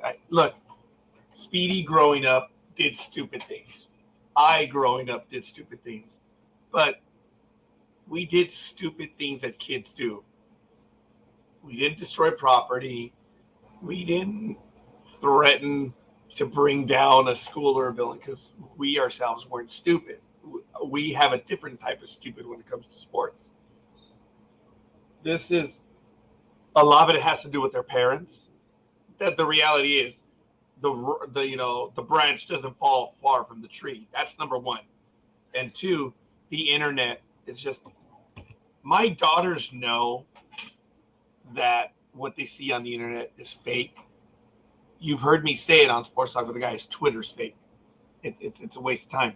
Anyone who quotes someone on Twitter, you're stupid. It's fake. It's all fake. There's nothing of value on there. Everyone who's on Twitter is just there to bitch. That's it. It is not the social plaza of America. Twitter is a waste of time. The internet, which is what we're on, is a waste of time. I realize that. We're here to, in many ways, entertain, but we have opinions to share in this passion that we have. Speedy and I don't go threaten saying, I'm going to burn a uniform, or as we're not stupid, number one. and two, well, we're not stupid. The word I think would be ignorant.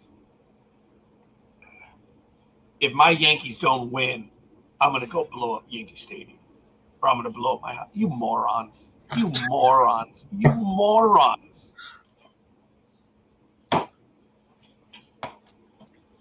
It's hard, Speedy. It brings me back to being cringy. I'm sure you were cringy on Sunday because I was with some friends. We were at a pizza joint by one of the universities here in the area, and the referee. Remember, in the fourth quarter, the referee got down because they had to measure the ball exactly, and he had something white in his hand. And my friend goes, "Oh, he better not. What does he have in his hand? What's that referee doing?" And we all started talking and remembering the whole index card from 2000, what, 4 or 5, when the referee did that? Oh, well, they're short, so the Raiders have to punt. With an index card? And then the referee put his hand in his pocket, and we were like, yeah. I'm thinking in my head on Sunday when I was watching the Raider game, I'm like, yeah, whatever that was in your pocket, yeah, you better put that back in your pocket, Brad. Don't be pulling out no index card crap again. Okay, I do remember the index card. That is, yeah. Right now when you said it, I'm like, oh, God, I do remember that. Yeah. And then they quickly were like, okay, well, bring the chains out. We can actually measure those. And that's when he put his hand back in his pocket. I'm like, yeah, that's what I thought, ref. Because I was prepared to come on here today and be like, what a stupid referee who measured everything again with another index card or whatever he had in his hand. But he was like, no, we need the actual measurement team. Come on, guys, get on the field, bring the chains, and we'll measure this for real.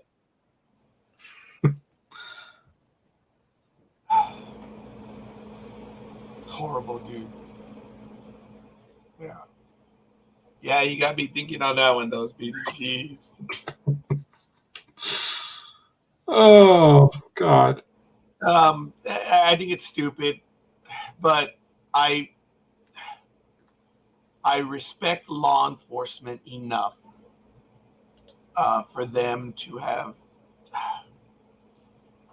I think it's a joke, but obviously law enforcement did not think so. So I'm going to go with it for now, but we'll find out.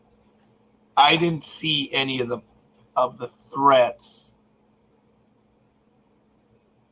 Yeah, you're right. The woman allegedly posted a message to social media that she would detonate a little reactor that is located in the University of Utah, causing a mass destruction. They say that the woman had detailed information about the reactor and attended classes in the building where it is located. This isn't the first time a student at Utah was booked on terrorism allegations. No. Folks. All right. Yeah, that's why I asked Speedy, was she a physics student or a nuclear physics student? That's a little different, but you cannot joke about attacking a school, folks. When you say you have the First Amendment, there are limitations. Well, and you just made me think about that, too, because we've talked about this before where you and Big Dog had mentioned, well, look at me, I'm behind the keyboard.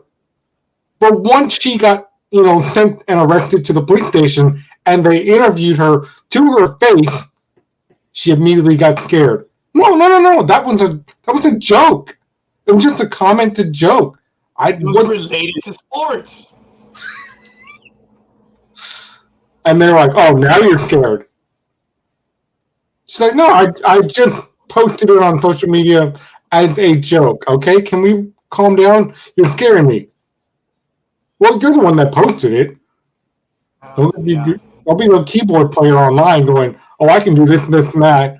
Oh, but the second you're in an interview with cops, oh, I'm scared now, and it was a joke. Well, I think it's in the school code that says you cannot threaten in any way, and obviously the student did not read it. And knowing that another student earlier was charged with terrorism, Where's this person's head? There's nothing in her noodle. She may be a student, but look, I deal with people that have degrees all day and they're empty-headed. There's nothing up there. They're great at taking tests, and that's all they are, and they're worthless in everything else. Look around you in the world. They're great at their material and their subject, but they're empty up here. That's the reality. And I've shared this before, but back in the 90s, when one of my ex-girlfriends got me kicked out of a high school, Oh, yeah. they got rid of me because her and her friends claimed and told the school, well, he threw this big giant rock at me. And even the school resource officer, he comes to me and he goes, we gotta have a private talk. So it was me, him, and the two principals and some of the administrators, and they were like, you're going to be in big, big trouble if this is true. I'm like, no, it's not. You can stay here physically with me and even have extra officers, at least two of them, go out there and look. And that's exactly what they did. The school officer stayed in the room with me where I was. Well, two other officers went and searched where her and her friend claimed this huge rock was. And they never found anything. They never found any evidence of this that I had in my possession, which I did not. But I don't know how, but one way or another. Yes? Speedy, before you finish your thought, in another article, so I needed to stop you before you say anything else, brother, before we look any worse than we do already. This student posted this on an anonymous. Okay. According to the University of Utah Police, the 21-year-old engineering student made the threat on Yik Yak, which is an anonymous social media.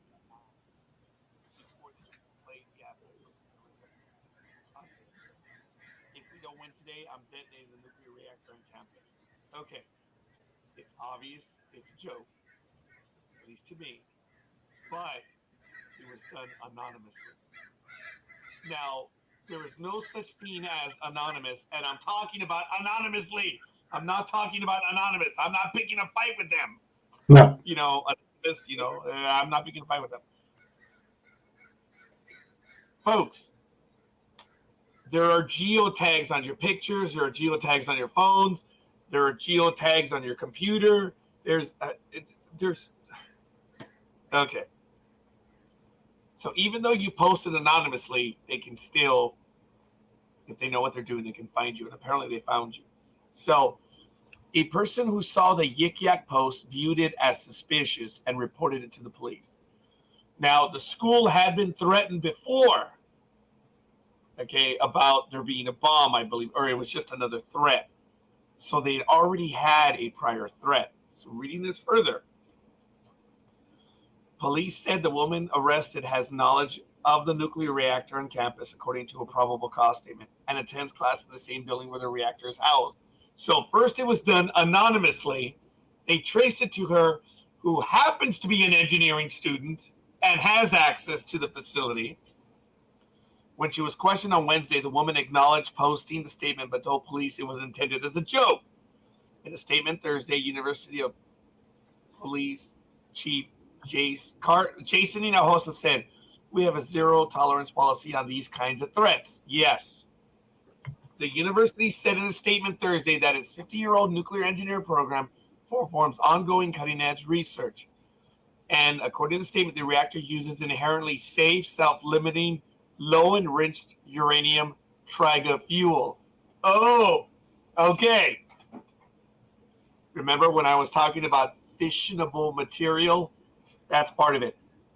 I will lose all of you if I even begin to go and talk about what that is. So I'm not that smart. Right. I'm not going to waste.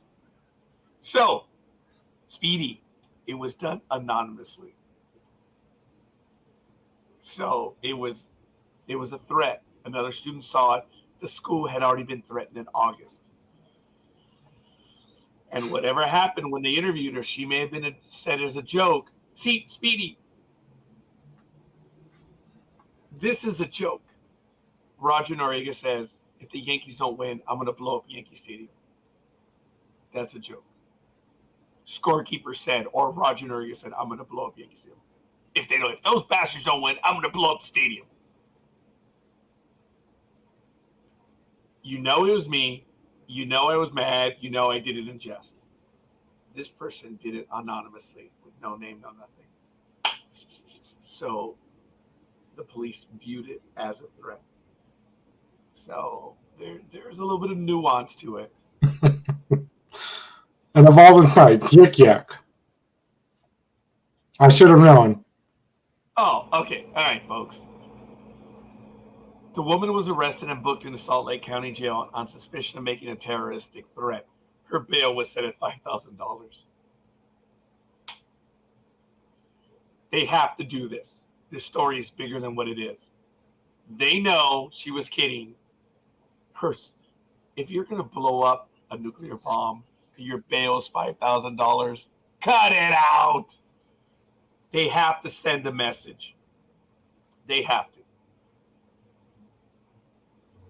You just can't threaten like that, folks. It's a school. You can't. And now she knows. So she's being threatened. I don't think she's going to get kicked out of school. She may be academically suspended, though. I can see that happening. Folks, I know it's, you can't make a threat. You can't even say, if you're at work, I have a gun and I know how to use it. Yeah, there's no First Amendment on that. There's no First Amendment protections. You can't. So. Wow. So there was a little bit more, Speedy. That's why I interrupted you. And that's like, okay, before you and I jump off the bridge, it's a joke, don't be stupid. There's a little bit more. Yeah. So I'm sorry, brother. I was just trying to save our dignity on this one. Yes.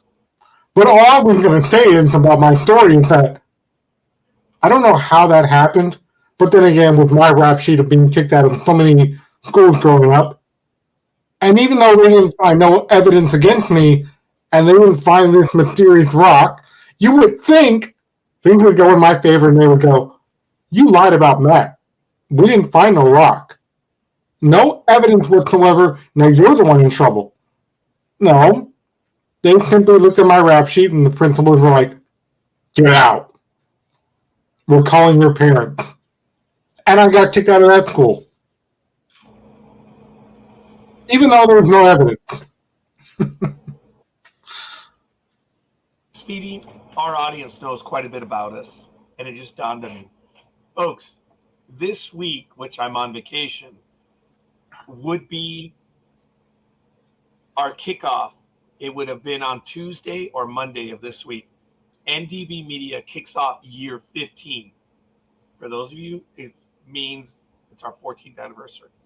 But I equate things differently. We're kicking off year 15 starting Monday. Sports Talk with the Guys kicks off year 15 on November 1st.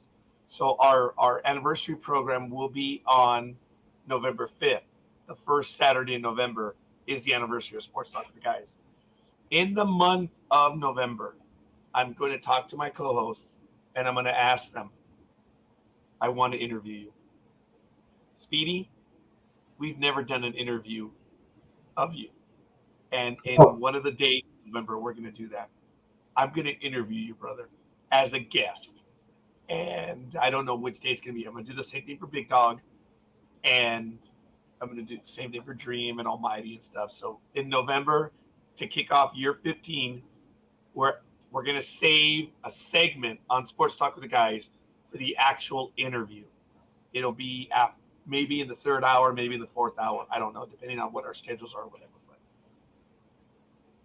if you're up for it, Speedy, I want to interview all the hosts, and we're going to give them one episode each. So the audience can learn something about you and all the hosts on Sports Talk with the Guys.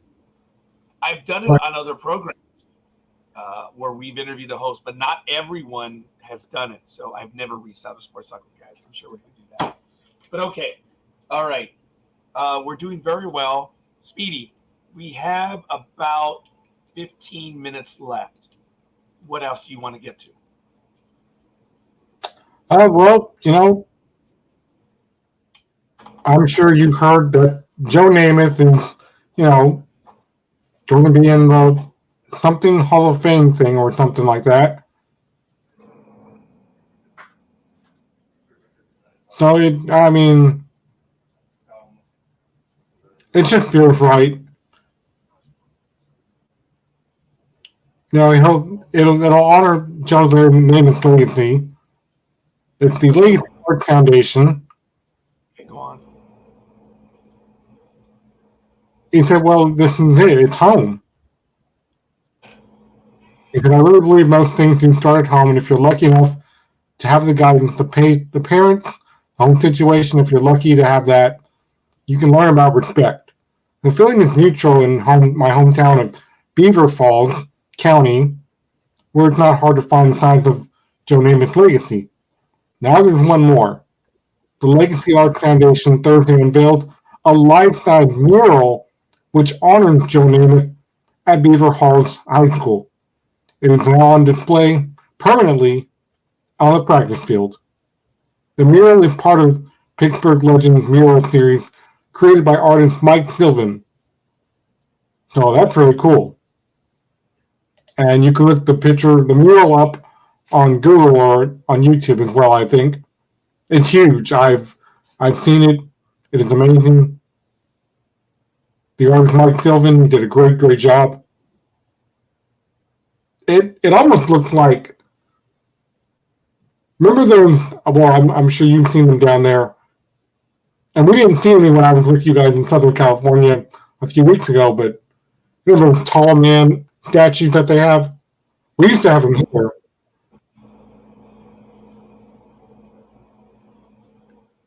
But I guess they got bought out by other states now. Other states have those tall men statues.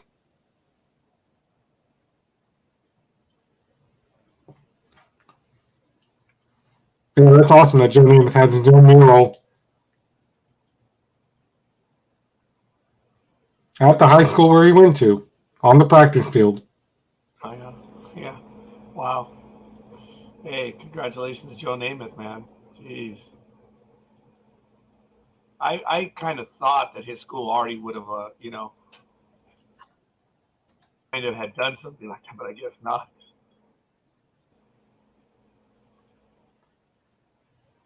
Yeah.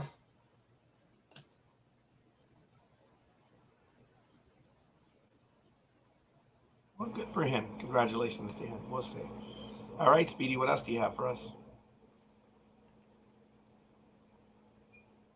Well, we kind of talked about it, and you mentioned it when the program started late, but that's okay. There you go. All right, go ahead. NASCAR announced that St. Louis will host the series with a new start time. And like I said earlier, I don't know what that start time is. Okay, well, wait a minute. It's going to be for next year, right? Yeah, next year. Okay. Yeah, it's probably going to be a noon start or an evening start, depends on where in the city. So they're going to have a NASCAR race, huh? Wow. Yep. Good morning, Darla. Darla's in the chat room now. Double D. We posted all of the link. Thank you for joining us, Double D. We're almost done. Yeah. But good morning. Thank you for joining us. Hope you're doing well. And we already have the picks. If you want to head on over, you can either contact Big Dawg or, send to Big Dawg. I think I could send them to you. Oh, you just left work. Oh, young lady. I hear you. I saw that you were working this early in the morning. We are down the last few minutes. We started late. The program shows 3 hours, 39 minutes, but it's actually 9:48. So we started 9 minutes late, and that's my fault, folks. I am so sorry. Oh, yeah. With the same pick as last week. Well, no, that she's getting out late. Oh, yeah. No, I hear you. Wow. Well, I'm sure her and all of our other Sports Talk with the Guys women will be happy about this. The pro women's hockey team will make their own stadium at American Dream for home ice. I believe that's somewhere in Canada. Hi to all my Canada friends. Yeah, women are starting their own hockey team. Wow. Okay.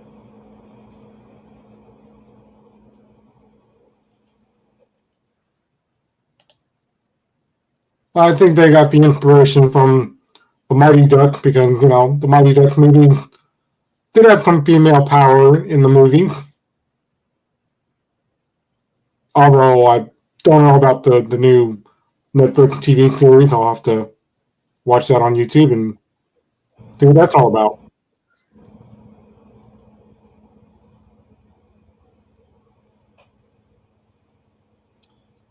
All right. I'm going to add in, folks. Aaron Judge, he's stuck at 60. It's only a matter of time. If he one more home run, he ties the American League record, and two more home run. Roger Maris, he's right now tied with Babe Ruth. Roger Maris is 61. Once he gets 62, Aaron Judge will own the American League record. Folks, there's a lot of time left. Baseball ends October 5th. The man of the hour. Okay, I'm glad I saved this to the very end because I'm really pissed by this. I'm against steroids, but we are a news organization. We're as legitimate as it comes. We're opinionated sports organization. Actually, no, NDB Media is a genuine news organization or media empire. Anyway, I trust the source.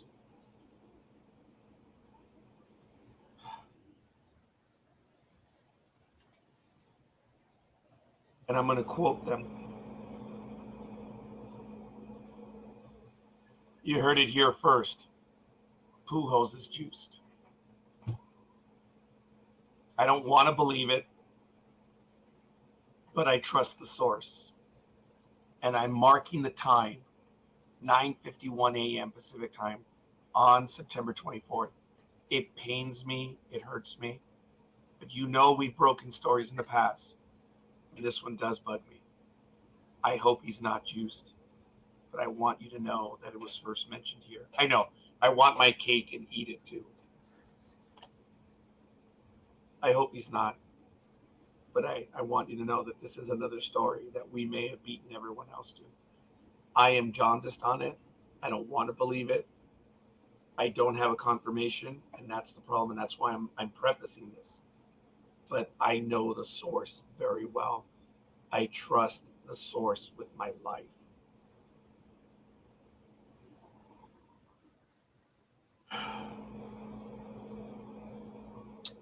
I hope he's not either. He's not. And that's why I saved this for the very, very end. Mr. Pujols, I'm sorry. I hope you're not. We have no confirmation. Please take that as is. Officially, we do not have a confirmation. But we do have a source that has stated as such. So I hope not. I know that some years ago, Mr. Pujols was accused by Jack Clark, the former Cardinals first baseman, on a sports program that he had just started. He'd been on for a few weeks. And he didn't imply, he said, Albert Pujols beat on steroids. He had no proof. He had no evidence. He lost his broadcasting career. He made the allegation. Here, we are not making the allegation. We are making clear that someone that I know has told me that, and I have no confirmation to back it up whatsoever. I hope he's not. So, all right. But congratulations to Mr. Pujols on hitting 699 and 700. Wow. Wow. Wow. I was really worried about him, and he did it yesterday, and I missed it. Damn it. I was watching the game, and I fell asleep. I've been so tired. So, no matter what, Mr. Albert, I know you're in your final days. Congratulations to you. Way to go. And you got 700. Hit one more, dude. 700, nice number, but make sure you get into the 700s. It's 701. Got a week and a half left, dude. Baseball ends October 5th. There's a lot of time left. So, all right. We got about 5 minutes, Speedy. Any other stories you want to get to now? Yes, I do. Good. With all the wrestling stuff going on, we've all, heard about it and seen it. And that Bianca Belair said she would like to return to NXT to have a feud with Mandy Rose for the title, because what they did was they just threw her on the main roster after the Royal Rumble last year, and she never got to set her sights on anything else. But she did help, Becky Lynch, Sasha Banks, and Bayley also get on the main roster. And she said she never got to win the NXT Women's title. She said doing a program with Mandy Rose would be amazing, because we've never had a feud, ever. Even on NXT or SmackDown or Raw, even though they've been on all three brands at the same time, it's just, when Vince was running things, he never put them together for a feud. And then, of course, you saw last night with the 2-hour special, ROH World Champion, well, at the time, Claudio Castagnino, he appeared on Chris Balance Inside podcast, and, well, some are not happy about the swinging move that he uses. Because one time it was recorded at a live event, and it's on YouTube, where the crowd actually, counted to 100 from him swinging people around. I think I'm going to send a video about that to Scorekeeper to let him have a look at that. But some people were like, no, it's actually 88 times he swung that wrestler around. But other wrestlers are now trying to get the move banned because it makes them dizzy and they hate it. But, he tells them, just relax, just close your eyes, and we'll call it in the ring. But I have to say that that's actually not the right thing to tell any of these wrestlers that I work with. And in case you're wondering, Pat McAfee got let go. What happened? He's not on Friday Night SmackDown. No. He had to leave SmackDown to focus on his ESPN College Game Day. And, they were trying to decide, now that Triple H is running things, let's call Booker T. Let's have, guests fill in and stuff like that. And no, they didn't. So they ended up having Corey Graves come over. So now Corey's going to do Raw and SmackDown, because Pat McAfee won't be able to be there. And they told him, once football is done and you get your College Game Day out of your system, you can always come back. No big deal. And, going back to Wednesday, starting out the AEW Dynamite show, Chris Jericho actually challenged him, Castagnino, for the ROH World title. And he became the new ROH champion, which to many of us is like, well, he was never in ROH, so can't do that. But they did it anyway. As I talked about earlier too, Soraya, aka the former Paige, shocked all the women with Dr. Britt Baker and her team. And Tony Schiavone said all the women were shocked.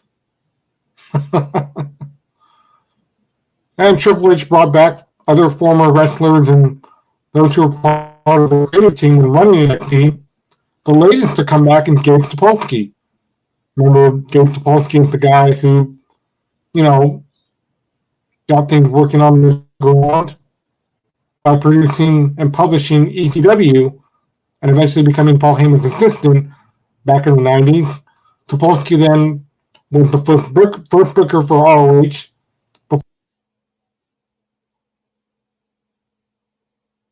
Oh, Speedy, did we lose you? I hope we didn't. All right, well, we may have lost Speedy. I do apologize, folks. If that's the case, we lost him. So we're going to have to end this program. That was Speedy, the big dog. Dreem was on with us earlier. I'm Scorekeeper. Thank you, everyone, for joining us. We appreciate you. We love you. We thank you. And we'll see you guys next Saturday. I am going on a boat on Monday. I don't know how to swim. We'll see what happens. We'll see you guys on the other side. Peace. Yeah, Speedy's trying to get back in. Yeah. Oh, there he is. All right, Speedy, are you there? Yeah. Yeah, I can hear you a little bit. You there? Okay, yeah. So you got a few seconds. I got to finish it because we have another program coming up. Finish your thought on that. Sorry we lost you. Oh, there it is again.